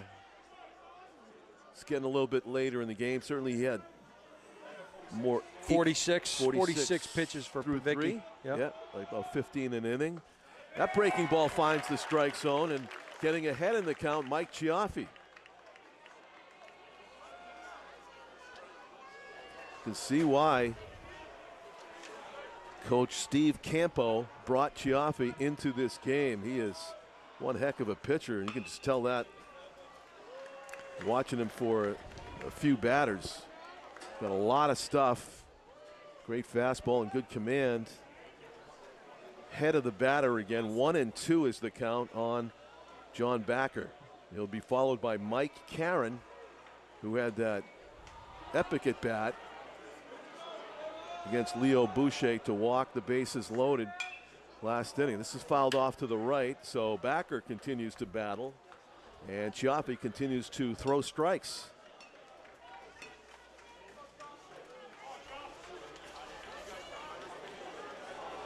I mentioned this in game 1. I'm going to assume a lot of the viewers are new. Happy birthday to Randy Johnson, the big unit, left-handed pitcher, 61 years old today.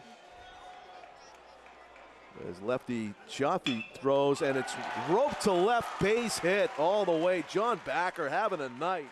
He's 2 for 2 with a walk, and a 2-out base runner aboard for the Blue Hawks. Nice job by Backer, and you mentioned it earlier in the at-bat. He was just battling. Yes. Battling, trying to find his pitch. Chiaffi kind of left that breaking ball He did. middle. Yeah, he did. Yeah, and but you know, a good hitter will take advantage of that. jumped Sometimes all you over miss it. Yep. And back. Now, here's the switch hitter, Mike Karen. He batted left-handed against Boucher. He turns it around and takes a high breaking ball for ball 1 against Chiaffi. This is just a lost art. You do not see this at the high school level too often, at least not in the Northeast that I know of. I know a couple of kids that are being taught how to do it. Yeah. It's a tremendous asset if you can pull it off. It is indeed. Throw to first base. I was telling this to Mike's dad is Dave Karen. I played the Old Man Baseball League with him for about 10 years, the Seacoast Braves. Excellent third baseman. Big swing, big power hitter guy. Not a big guy, but man, he could hit it a mile. And he's just a chip off the old block. Right? Mike Karen. Yeah. But Dave says he takes it, you know, he takes it to another level. This kid has just loved baseball since he was born, just about, and just lives and breathes it.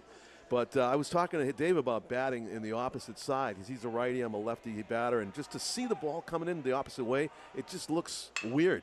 Ground ball left side's going to find its way through. Mike Karen with a base hit. Good piece of hitting. Yeah, stopping at second base is Backer. Exeter has another rally brewing here in the 4th. They are just seeing the ball and putting it in play, and good things are happening here for Exeter. They are dialed in. Seeing good hitters use the hard infield to their advantage all day. I was going to 1, say, I 2. thought the infield was hard in game 1, and I'm not sure they really did anything to right? It just got harder. Good block. No advance by the runners. Hayden Marshall got down and dirty. I think they got crossed up a little bit there on that one, John, and they're having a conversation. That's exactly what that's about. Yep. So the hitter is Finn Adams, who's been on base twice. Reached on an error by the third baseman, and he walked. Just great hitters on both teams, especially in the top to the middle of the orders. And here's Finn Adams, who's been raking all season, from what I'm told, in the cleanup spot. I think 8 of the 9 batters have been on base tonight for Exeter. Yeah. I just a quick glance down, I'm pretty sure 1 through 8. Yes. have all been on base, and there was a line drive out by the 9 hitter, Messier. Who hit into what could have been a sac fly RBI, but it was a great defensive play by Place, who threw him out at home, the runner from third, tagging, trying to score. Perfect throw. 1-0 is the count on Finn Adams as Exeter tries to add to their 4-1 lead. Curve staves up and away. 2-1. Now it's Jaffe who's being forced to throw a lot of pitches by this Exeter lineup that just grinds people up and spits them out, it feels like. It really does. They're working super hard out there, are the starting pitcher for Pinkerton, and that's exactly what Exeter needed to do. 2-1.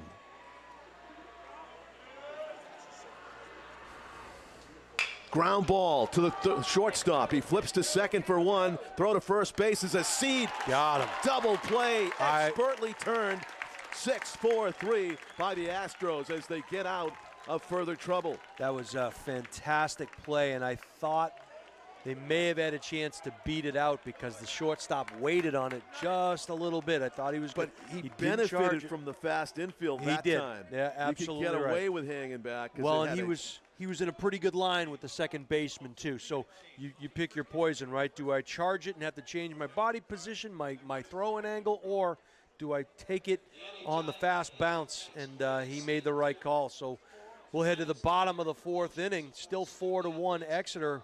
Some nice defensive plays being executed out there by the Astros.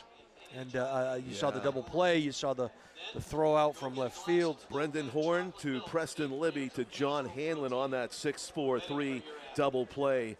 They urgently needed that little boost in the arm there as they come to bat down by 3 now in the fourth inning. Let's talk about the Bank of New Hampshire and the NHIAA. They've teamed up to launch Banking on Kindness and Sportsmanship to recognize those who exemplify respect and support for others.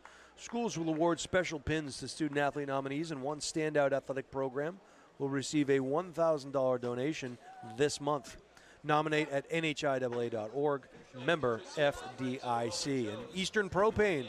Eastern Propane is proud to recognize and support the community service efforts of all teams and all sports. Support your team's community service project. Your hours and photos at NHI.org for your chance to win $100 to further your community work. Convenient MD is your go-to for quality urgent care, reliably fast treatment that gets you back in the game. With 40 locations and counting, you're never far from the care you need. Find a clinic at convenientmd.com. And the Granite State Dairy Promotion. Granite State Dairy Promotion supports student athletes and our hardworking athletic trainers. Learn more about how we're recognizing athletic trainers at NHIAA.org. Then get a glass of low-fat chocolate milk with 8 grams of natural protein ready for your athlete. The NHIAA and Aroma Joe's would like to thank our championship volunteers and officials. Visit aromajoes.com, check out the menu, and find a location near you. Lastly, Final Forms leads the way in sports registration for the compliance, health, and safety of our athletes and is an official partner of the NHIAA. See finalforms.com for more. Brendan Horn, third baseman for the Pinkerton Astros, draws leadoff duty in the bottom of the fourth inning. The importance of every at-bat, every out magnified in this elimination game. Rips it high and deep to left and foul. That was a ball that the umpires breathe a sigh of relief that didn't go over the foul pole, and then they got to make a guess because that one dwarfed the foul pole as well. You see some shots like that every once in a while that you're kind of just guessing because it might. Some of these times you see the ball hit like that, it doubles the size of the pole. And everybody has their own opinion about whether it's fair or foul here at Holman Stadium. Fair. Jackson Marshall did that the other day. I think he knocked a couple of trees down out there. Hit hard to center field, but right at Jack Deaver. Yep. Hardly had to move. He went to his right maybe a couple of steps. So a ringing loud out by Brendan Horn. I saw Mark Bellhorn. Yeah. hit a home run in the World Series in '04. Was it '04? Yeah, 2004. Mark Bellhorn hit one off the pesky pole. Oh, right. It was Tim Wakefield started Game 1 in '04, and my wife and I went, and we ate a lot of ramen noodles for the next couple of months trying to pay that off. But I'll tell you, going to that World Series Game 1 in '04 was that must have something been else. a thrill. It was really cool. Yep.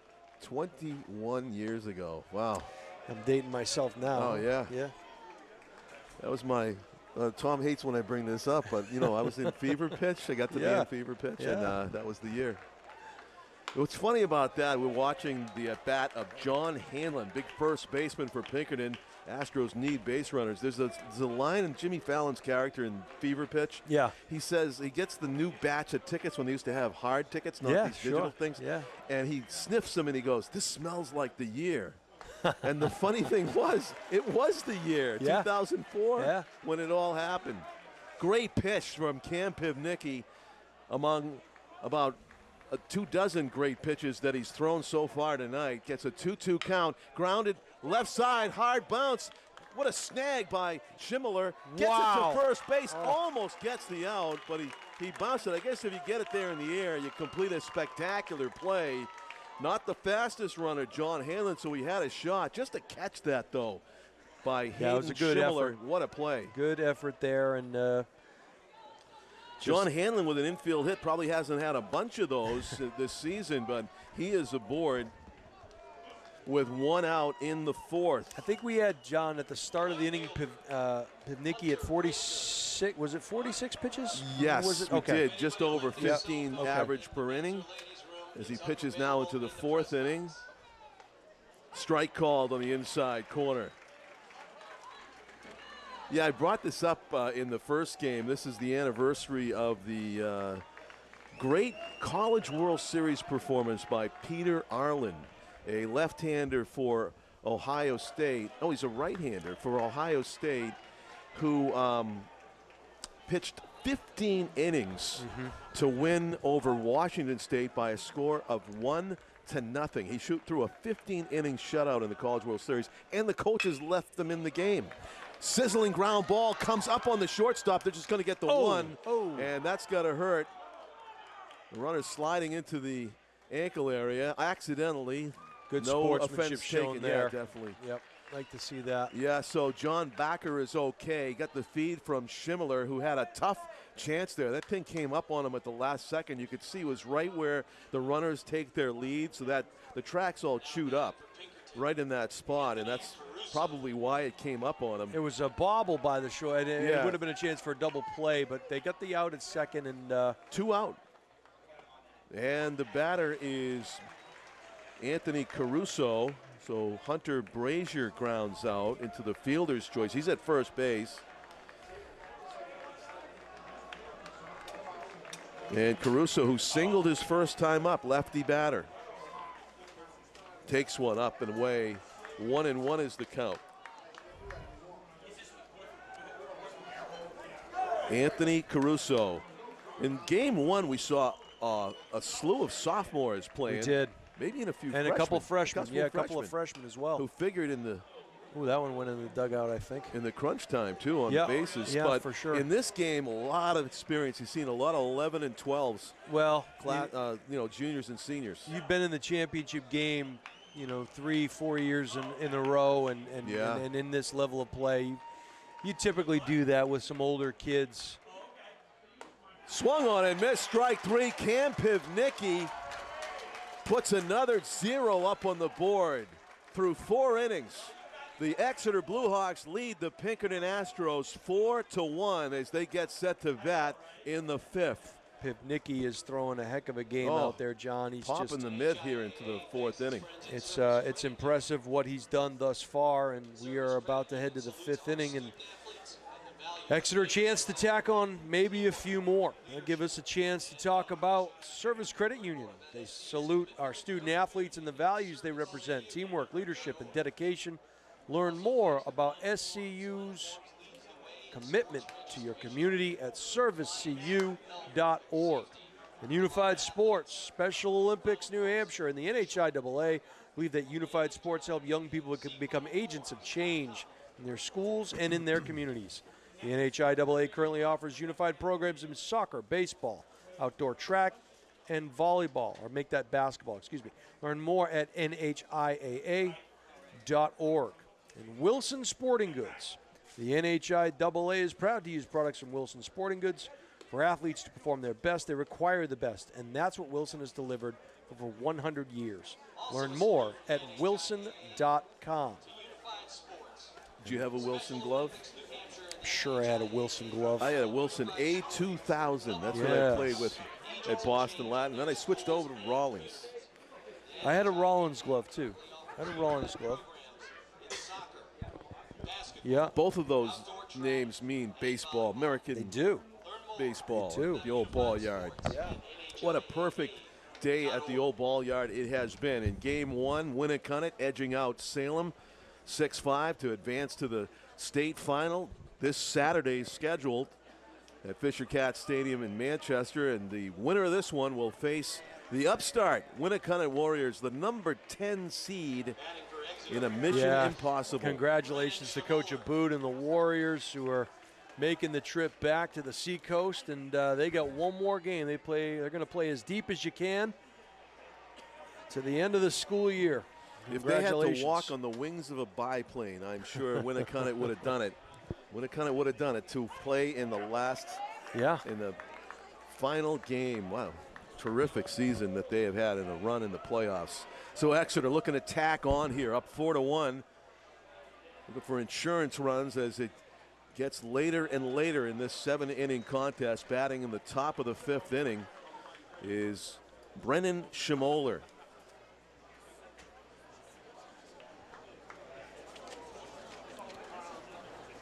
So far tonight, Brennan Schmoller has 1 for 2, is he? Yep. Yep.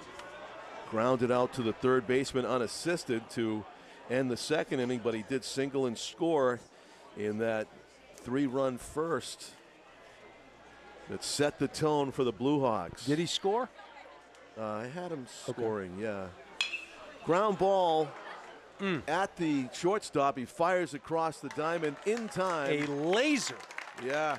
Showing off the arm was Brendan Horn of Pinkerton. Horn going with the backhand. It got to his glove quickly, but he had to turn and fire. Maybe you're right. It was Finn Adams that scored. I think maybe it was Adams. Yeah. Okay, good. You're slipping, John. Yeah, I think so. Trying to figure out who got maybe fielder's choiced. But anyway, it was 3-run first inning, and that was the story so far. And the pitching by Pivnicki to maybe make that 3 runs stand up. Exeter did get a run in the 2nd. They're up 4-1 as Mike Chiaffi, who came on in relief of starter Leo Boucher, was treated rudely. He's pitched pretty well. I mean, 0 since then, right? Yep. They're going to go out and talk it over again in the catch called time. I think, again, they might be getting crossed up in their signals. Want to make sure they're on the same page here. You really don't want to waste any pitches, especially with this vaunted Exeter lineup here. Yeah, so Cam Pivnicki doing it on the mound and from the plate. Hit the ball hard twice and 3 times as he rifles one through the left side. Base hit. Good piece in. That ball kind of just hung out over home plate. Yeah. Didn't really move the way that Chiaffi probably wanted it to. And Pivnicki hammers it as good as the shortstop Brendan Horn is. He couldn't get to his right in time with this really fast Holman Stadium infield. So let's see if Pivnicki dares to run. Probably not. The pitcher, you want to save your legs, I think, in this situation. Up 3. Jack Deaver, the batter, jumps back from ball 1. Deaver's grounded out and singled in 2 previous at-bats. Chiaffi being forced to throw more pitches. Pinkerton defending against Deaver straight away at all positions as that misses outside. Now having a little trouble finding the zone against Deaver. Taking a little more time in between pitches, too. Yeah. And again, they seem to have trouble getting on the same page here. Jaffe ready. He throws, misses again outside. 3 balls and no strikes. Nice crowd here tonight at Holman Stadium for the semifinals. And weather-wise, John, is as good as we've had it here, considering all the rain we've been getting. And that's a strike. More rain. I mean, we mentioned this in game 1. The 10-day forecast from Manchester has 8 beautiful sunny days out of the next 10. Guess which 2 are Saturday raining? and Sunday. Yes. Right? and Saturday, would that be like the 13th or 14th Saturday in a row? I think it's 14 or 15. Yeah. It's unbelievable. Count goes full. Deaver fouls one back and out of play over our heads. You know where it's probably not raining on every Saturday is Phoenix. The games need to be moved. The games to Phoenix? Yeah, we need to go to Chase Field. All right. Rope to center field is going to get down for a base hit. You can see that he was dropping quickly. Yeah. He knew right away. Leo Boucher tried to put a little bit of a deke on him and to catch this thing, but able to read it was Pivnicki, and so Deaver comes through again. 2 on and only 1 out in the 5th inning for the Blue Hawks. Kyle Morgado will step in. We have a little conversation, a little pinch runner here coming out. Oh, strikeout, yep. Okay, walk and a strikeout for Morgado. And is that a pinch runner? 14 for Exeter, yes. Pinch running. You can re-enter in New Hampshire high school baseball, so Will Tobin trots out there representing some speed in the lead as he's at second base, and the trail runner. Will's a junior outfielder for the Blue Hawks. Yeah, that was Pivnicki that came. That's a good move to get your pitcher out of the game. Agreed. They were listening to the broadcast. They were listening to save you, his John. legs. They 100%. If you can, and you can by rule, take Pivnicki out off the bases and put him back on the mound next half inning. We do expect him to continue. Shows no signs of weakening on the hill. Breaking ball is low to Kyle Morgado, the Exeter first baseman. Morgado had walked his first at bat and scored, then struck out swinging in the 3rd. That one misses. 2-0. Here, of course, Jaffe is in danger of walking the bases loaded to face the Exeter DH, Aiden Messier, on deck. Messier hit a ball pretty well to left field his last time up. It's the 2nd or 3rd time that Jaffe has stepped off the back of the mound or off the side of the mound, trying to get. It's kind of how he regathers himself.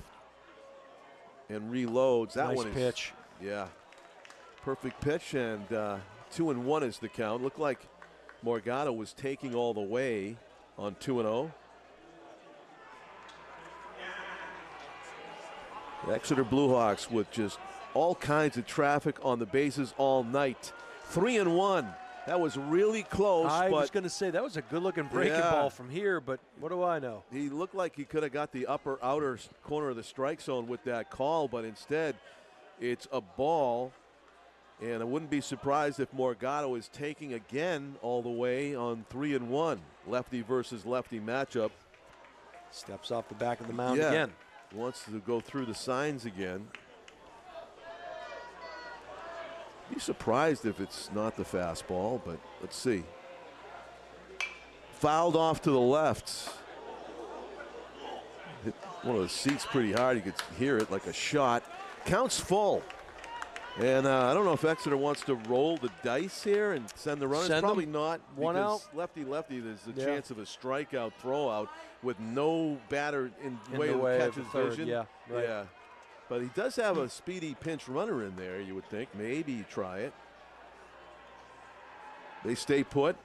Breaking ball just off the plate inside. Trying to frame it was Hayden Marshall, but the bases are loaded. Marshall wanted it, but you could see it kind of stopped, and he continued to move it late. And now there's some talk between the dugout. Did he throw somebody out? As I think a discussion of balls and strikes now between realistically, the skipper. How can you see the inside corner from that dugout?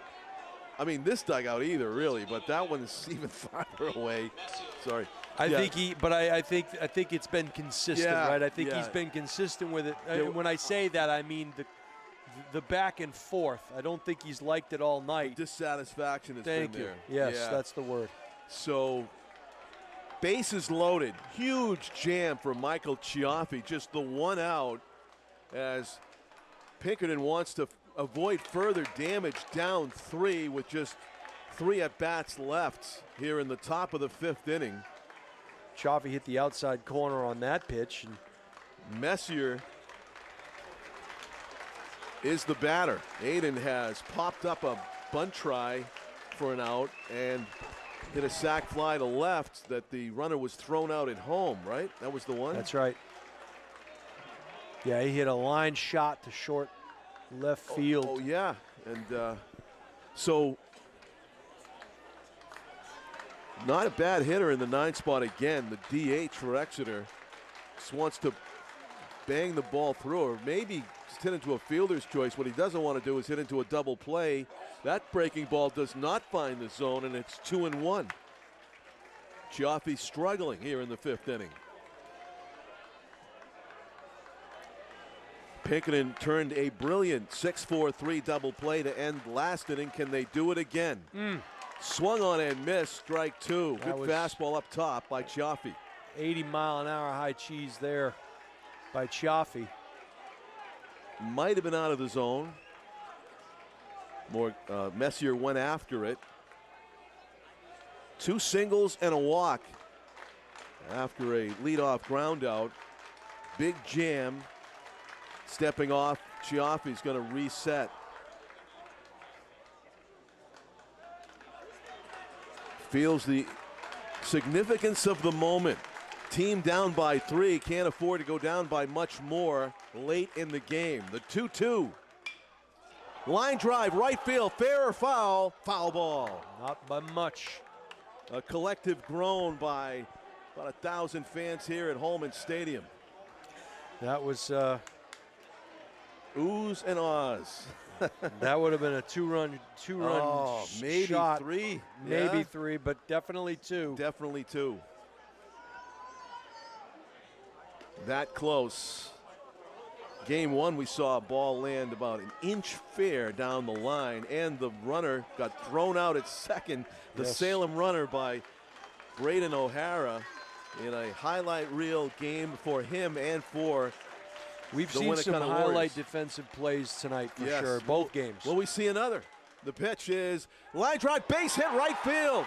Going to Poking score it 1. through Will is they send him? Messier. They will not. Station to station with the right fielder cheating in. It is a 5-1 lead for the Blue Hawks. Still only 1 out in the 5th.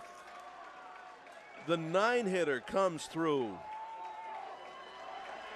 And every Exeter Blue Hawk has been on base tonight.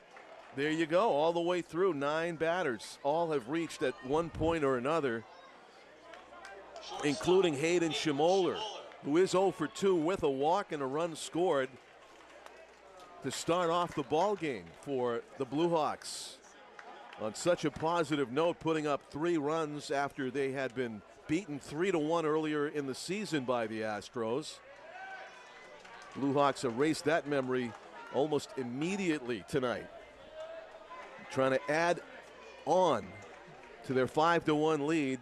Top of the order, Hayden Schmoller, the shortstop. And again, a reset by Mike Chiaffi. Still just the 1 out here in the top of the 5th inning.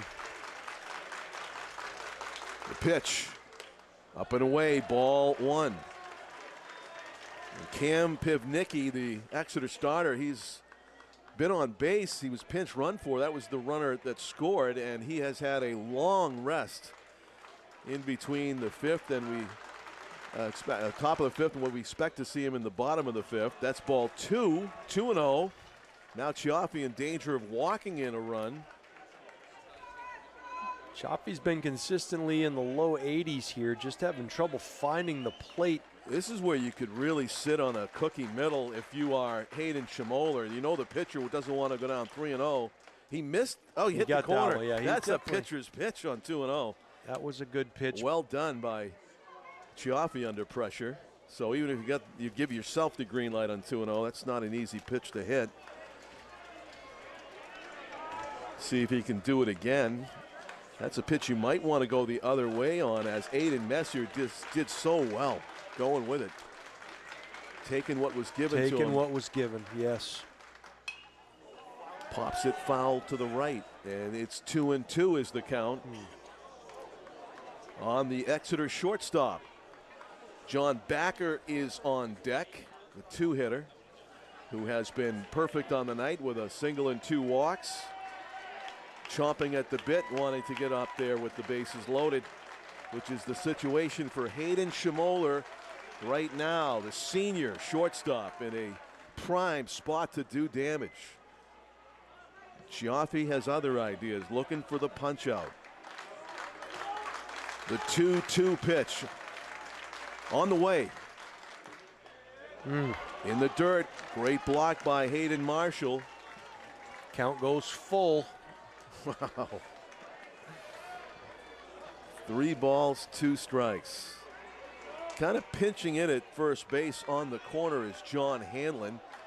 Looking like he'll come home with it if he gets a grounder right at him. I was going to say the same thing with the third baseman. He was cheating up even a little closer before. Yeah. There is room to sneak it down the line if Schmoller can pull it, and he does! Inside the base! 1 for sure. Here comes 2. Schmoller doubles inside the bag.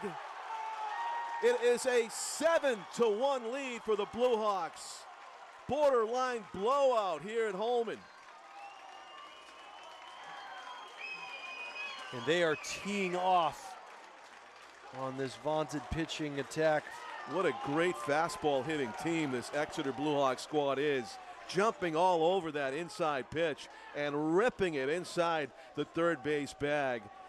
And we may have another pitching change, or at least to talk to Michael Chiaffi, who's done his best on in relief, but this Exeter team will not be denied tonight, it looks like. You know, sometimes it's just your night, and we've all been there, right? And we've all been on the other side of it too. It's just there are some nights where you are dialed in, and everything is aligned and in your favor, and you're seeing the ball looks like a beach ball coming at you, and you know what's coming, and you have a lot of incentive. Of course, everybody wants to play for a state championship, but sometimes there are other factors at play that make you want to dig maybe a little bit deeper. You can never say, well, they just wanted it more. Yeah. I never believed that to be the case. If they just wanted it more, then the other team wouldn't have shown up. That's the silliest thing I've ever heard. There's never a team that wants it more. Everybody wants to win. I'm glad you said that. You know, I do not like that cliche either. Just like, Although every once in a while you watch a game and you I saw that happen in the Stanley Cup. I think it was the Maple Leafs. Yeah. Everybody said, hey, they just gave up. They kind of let body language. That's Toronto. Yeah, but not at this level. Not here. These kids want to win a state championship. These kids want to play on the last Saturday of the year. You're talking about once in a lifetime experiences a lot of times. 100%. And even when they're showing frustration, it doesn't mean that they don't want to win. They're just we all get frustrated sometimes, and that's because they want to win that they're showing frustration. If they weren't showing frustration, you'd think something was wrong.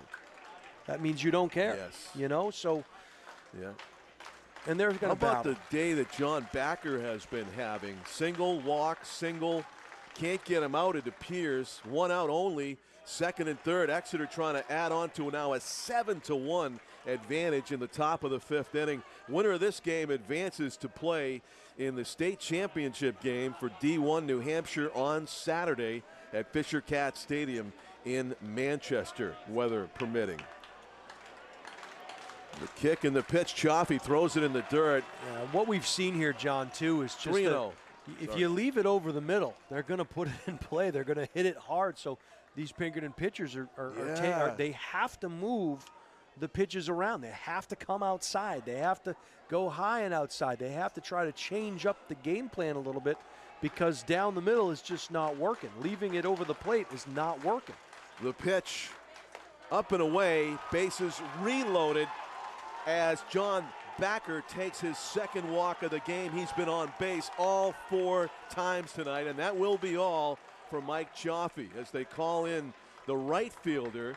Looks like Hunter Brazier may be getting his Brazier chance on the mound. he's a heck of a player in his own right. And these are the 3 guys, the 3-headed monster that we kind of talked about at the top of the broadcast. They had 3 guys that they could go to if they've needed them, and they're using them all. Yeah. So Brazier is the other young man that they'll go to, I believe.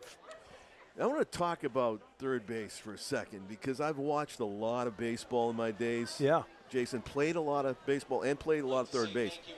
You will see and guarantee you after this game, just you want to put this in your mind. Okay. Every baseball game that you will watch from now for the rest of your life, you will see a right-handed batter smoke a ball down the line. I'm not talking like right to the bag, but right maybe a step to the right of the base for extra bases, usually damaging extra bases. Yes. And I just think that the third baseman in general should try to take that hit away more often. They're always trying to range into the hole where you get singles. Meanwhile, the doubles, they're just daring guys who can pull the ball with authority to hit doubles. And you often see right-handed batters pull the ball. They'll pull the ball with the coaches.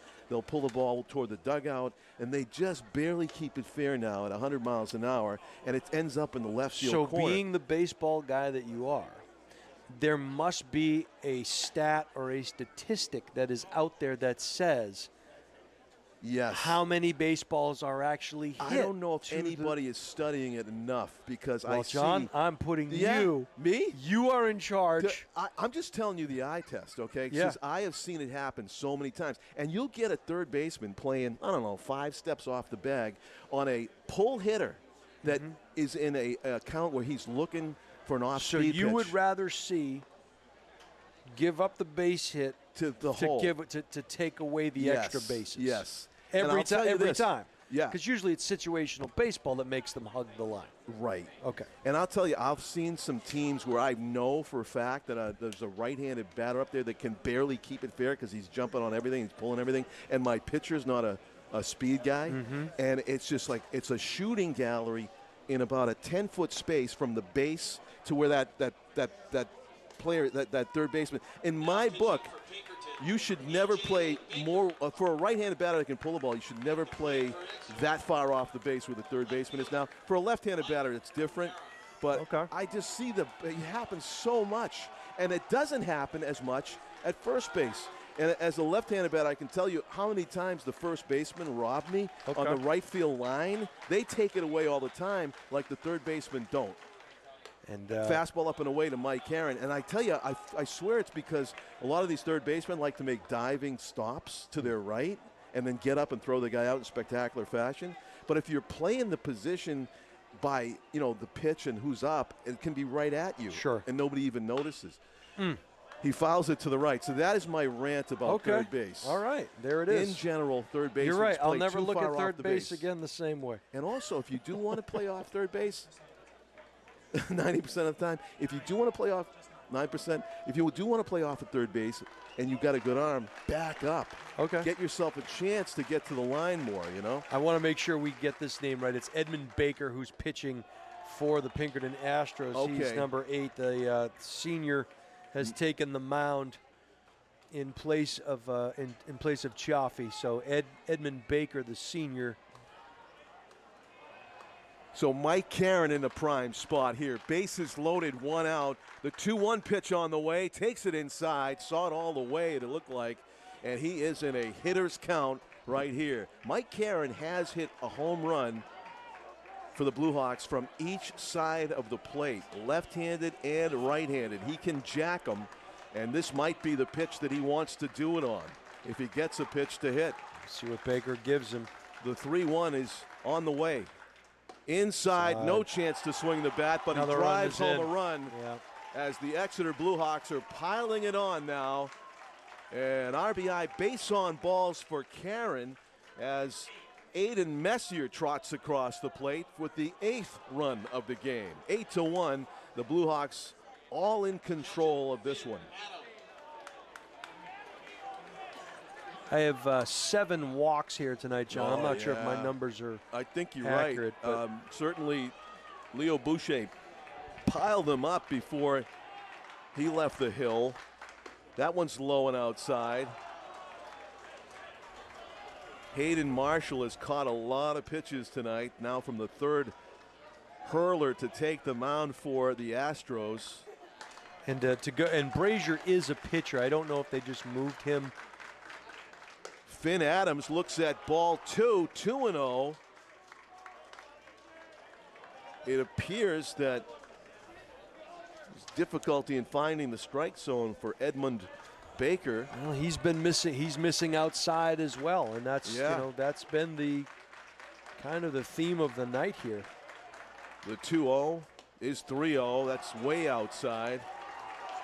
In danger of walking in yet another run, the Pinkerton Astros. You called it on the walks, the demon that bedevils high school pitching staff sometimes. That can just cost you a game outright. Just walking too many people at the worst possible time. Got Strike. That one. Yeah, barely. That was on the upper outer. I'll tell you got to be careful too. If you're the runner on third base, he's toying around that line, and if a ball gets smoked down there and hits him, he'd be out. Cardinal sin if you get hit in fair territory. Well, that's what I'm saying. So, like, yeah, he's close. He's playing on that line there. Strike 2. Defensive might have been ball 4. Think so? Up and away? Possibly. It's been pretty consistent. So the count has gone full against Finn Adams. Maybe I'm just getting maybe he didn't want to walk. Maybe he wants to hit it. Let's see. Stay out there on the grass. 3 balls, 2 strikes. The pitch hammered right field, foul. That's curling foul, yeah. Yeah. Good hustle over there in right field, trying to run it down. Yeah, that's one where do you really want to catch it? Because that's an automatic sac fly run scores. That's a run scored. Yeah. But that's one of those, that's one of those situational things that you talk about in practice, yeah, situation. Right? It's yeah. I guess you do trade the out. It is the 5th inning. Pinkerton does have 3 more at bats, but what a big hole they have to dig out. We also start talking about the mercy rule. I Ball never thought 4. I'd be saying that in a playoff game, right? Run walked in. The Exeter Bluehawks, just no mercy on the Pinkerton Astros, up 9-1. And we may have to see another pitching change by the Astros as the Pinkerton coach, Steve Campos, searches for an answer on the mound. And it will be Brazier, I believe. Yeah, Hunter Brazier will come in, the junior. So we did see him leave the field as Ed Baker came in, probably just to get Brazier warmed up a little bit maybe. And Brazier will be the 5th pitcher of the night for the Astros. Did not expect this, No, Jason. sir. No. We had a battle of the 10 seed versus the 11 seed. Still a conversation going on here now, John. Excuse me. About between balls and strikes? Balls and strikes, and the. That's just pure frustration at this point. I gotta say that I don't think the umpire has really had that big of an impact in this game. I think we've seen, and from where I sit anyway, the pitches that are outside have definitely been outside. They've been working further outside, unfortunately, for Pinkerton. But look, a game like this, you kind of have to tip your cap to the batters of Exeter. They have been dialed in to what's been offered, and they've been putting the bat on the ball. Now, is that a case of we're not getting the close strikes, so we have to put them over the plate a little more? And as a result, Exeter does take advantage of it? I don't know, but this Blue Hawk team has been putting the bat on the ball, putting it in play, and just really quality at bats too. For sure. I remember was the Red Sox team that had Bill Miller batting 8th Billy or 9th, Miller, yeah. The American League batting champion at the bottom of the order. Yeah. They were grinding out pitcher after pitcher in that season. They were just exhausted by the time they faced that team. That's the vibe that I get from these Blue Hawks. It's just every at bat is just a struggle for the pitcher. And for sure, it's taken a toll. They're on the 4th pitcher now, the 4th arm to go to the hill for. And I might add, John, these are all good pitchers. Oh, all these guys throw in the 80s, and they're undefeated for a reason. All of these guys, this team is undefeated. Not a loss in the season, No. and they ran into a buzzsaw in this fully prepared and determined Exeter team rallying around their coach who lost his dad this week. Got to be super emotional for Father's Day coming up, too, as ducking out of the way at that fastball is Brazier as the fans try to make a big deal out of it. That's a pitcher that's come out of the dugout, literally trying to find his control. The 1-0 pitch, and that hits him. That one gets him. I thought it hit him. Maybe I'm not. wrong. He twisted out of the way of it. Good reactions by Brennan Schmoller to not get hit by that pitch. It probably missed him by a decimal. 2-0 is the count. 2 balls, no strikes. And again, you see the third baseman daring him to pull it. It's now off that the one. body. Double digits, 10-0. That was a hit by pitch, might as well be a walk. They've batted around now. Yeah. Fully. And each one of those pitches went further and further inside. Yeah. So that was Brendan Schmoller's second at bat of the game, the inning. Excuse me. yes, Yeah, they batted around. 4th at bat of the game, second of the inning. That's may have been a slider, missed down and in, and one ball, no strikes is the count to Cam Pivnicki, who must feel like he needs to warm up again. He's been the starting pitcher. It didn't look like he was going to come out, but it's been about a 30-minute half inning. Yeah, that one was 84 on the gun, and I would like to know the time on the clock that this. when he came, when he started. I mean, this is the 11th batter of the inning. Almost got hit by it, and they only have 1 out. 11 batters have come to the plate, 1 out. This Exeter team just pouring it on in this semifinal contest. Yeah, the frustrations, obviously showing on the pitchers.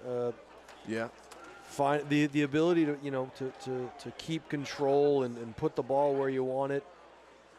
It's just not there tonight for the Astros, and it's just one of the. And this is not the night you want it to happen on for sure, because it's a one and done situation.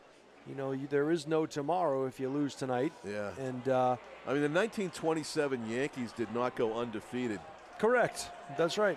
And everybody talks about them being maybe one of the greatest teams of all time.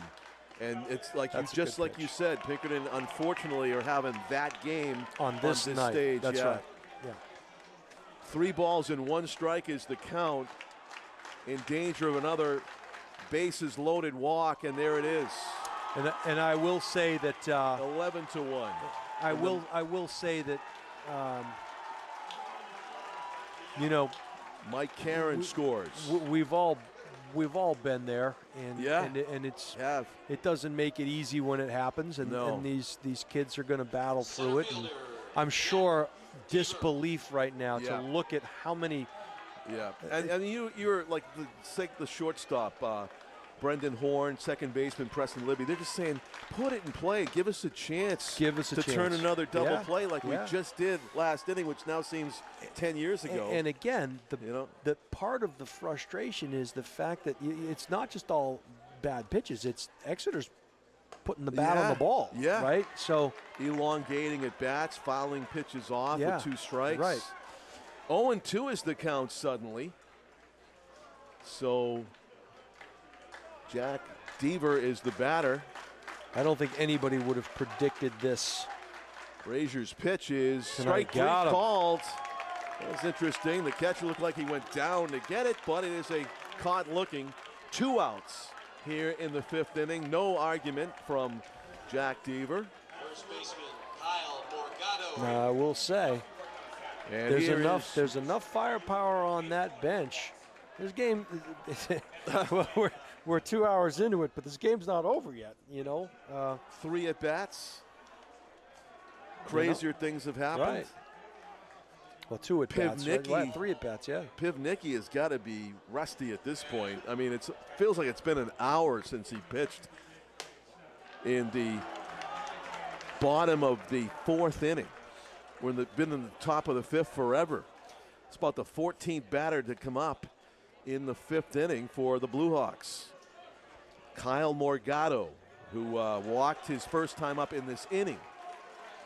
3-0. He's danger of walking in yet another run. It's going to be a take all the way by the Exeter first baseman.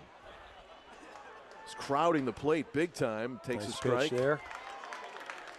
I mean, his hands are over the plate. Watch this. He is just, he's taking this pitch, but he's right on the dish. That's outside, and a run. 12-1. A dozen for Exeter. It is looking more and more like a Seacoast final.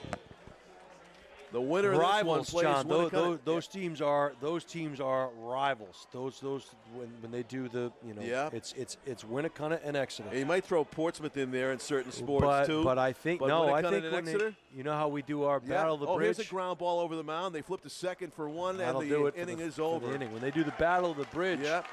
So it's Pinkerton, Londonderry. It's Nashua North, Nashua South. Yep. It's Winnicott at Exeter. So that is their battle of the bridge. Winnicott's got a special place for me because I don't know if I told you this before, but I got engaged at halftime broadcasting a Winnicott football game. I used to work over at the Seacoast, the WERZ in Exeter. Yeah. And I would do the Winnicott games, the Exeter Blue Hawks football games. In 1991, I proposed to my still wife of 33 years. Fantastic. Beth, in the press box at Winnicott High School at halftime of a football game. Fantastic. I mean, not the most romantic setting, but I thought it would be fun to do it on the radio. Yeah. So I have a recording of it back at home. Oh, that's cool. Yeah. That's cool. I told the guys back in the studio I wanted to do it. I surprised her by making her come into the booth and sit on my lap for the proposal. But yeah, that was at Winnicott High School in Hampton. Pretty neat. So every time I think of Winnicott, I think of that moment. Okay. Well, I'm sure the football they'll be team going for a ring of a different sort on Saturday. Yes, they will. will. For a championship ring, but that's a great story. Yeah, the Winnicott got to do their game, actually, the girls lacrosse championship win for NFHS with Steve Cody last night, and Rich McDonough, our PA guy tonight here at the baseball game, and that was a terrific, emotional win for the Warriors, who had been in the state final the year before. Now, we're looking at an Exeter team, right? They lost the state final. We said the score 9-0. was 9-0. 9-0 a year Have they ago, paid them back yet, or this game isn't over? No, like we're not. said? Listen, again, you brought up a couple of points that I think are worth mentioning. Okay, Pivnicki again has been sitting for a while. Sitting, he's been going around the bases, and, but time. Not throwing and not staying warm and not staying loose. It doesn't take a lot for a pitcher to. They're creatures of habit, and they get out of their sorts and they get out of their rhythm. There's no telling what can happen. Now, that doesn't equal 11 runs potentially, but it could definitely put a dent in. Yeah. But they've got to do some damage here, or this is Finney, right? Yeah. Preston Libby draws leadoff duty for the Astros in the bottom of the 5th inning. It is the 10-run rule, and it is in effect. So this is Pinkerton. They gotta get within 10 here. All right, they need to score a couple runs. And there you go. So as Libby bends out of the way of that. That was the damage of all those bases loaded walks. Not forcing Exeter to put the ball in play. Nice they are in the there. mercy rule territory where as they bat in the bottom of the 5th, if they don't score a couple runs, this game is over.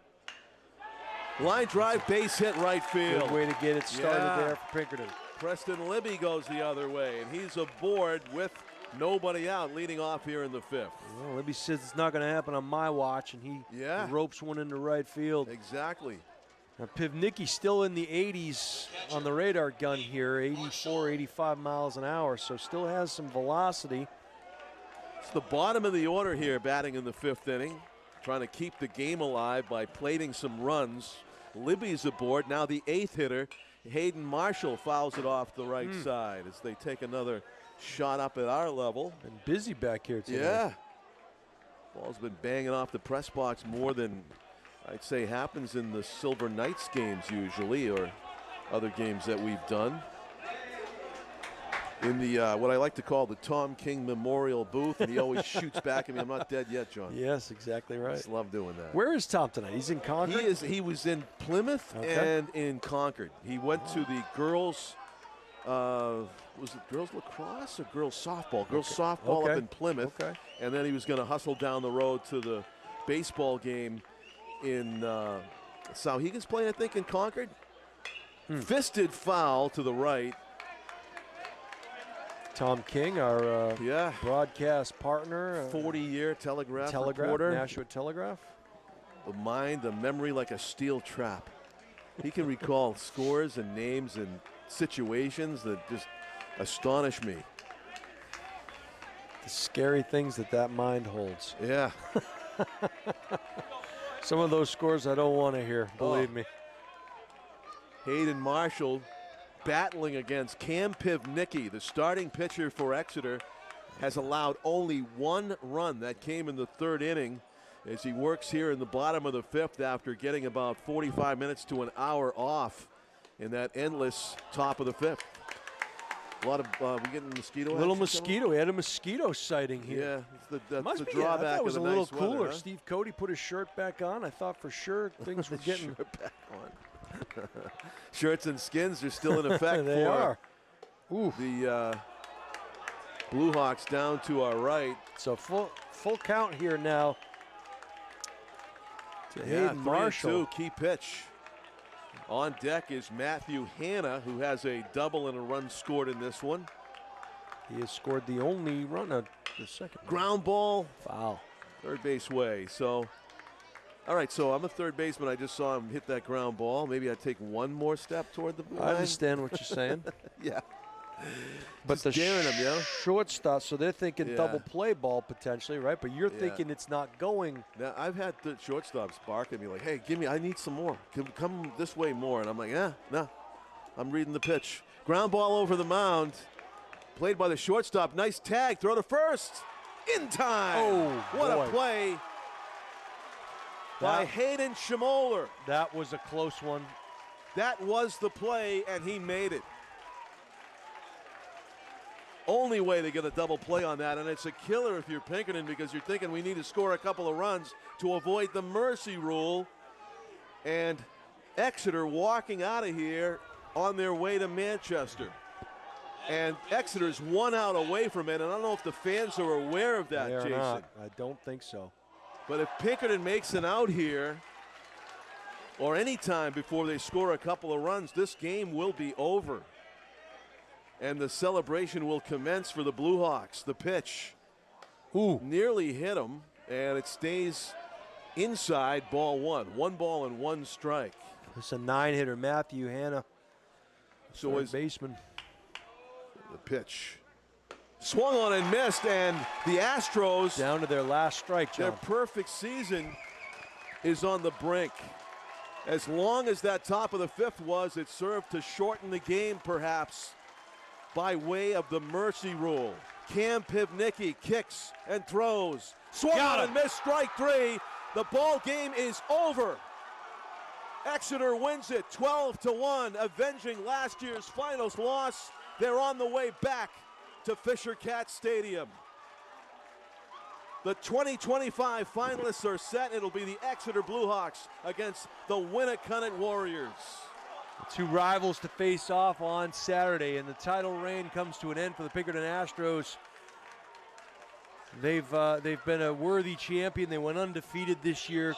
Credit to them, but tonight belongs to the Blue Hawks. They were all that in a bag of chips. They put the bat on the ball. They made fantastic plays defensively. They ran aggressively on the bases. They could see the pitches they wanted to swing at and the ones they didn't. They were just dialed in tonight.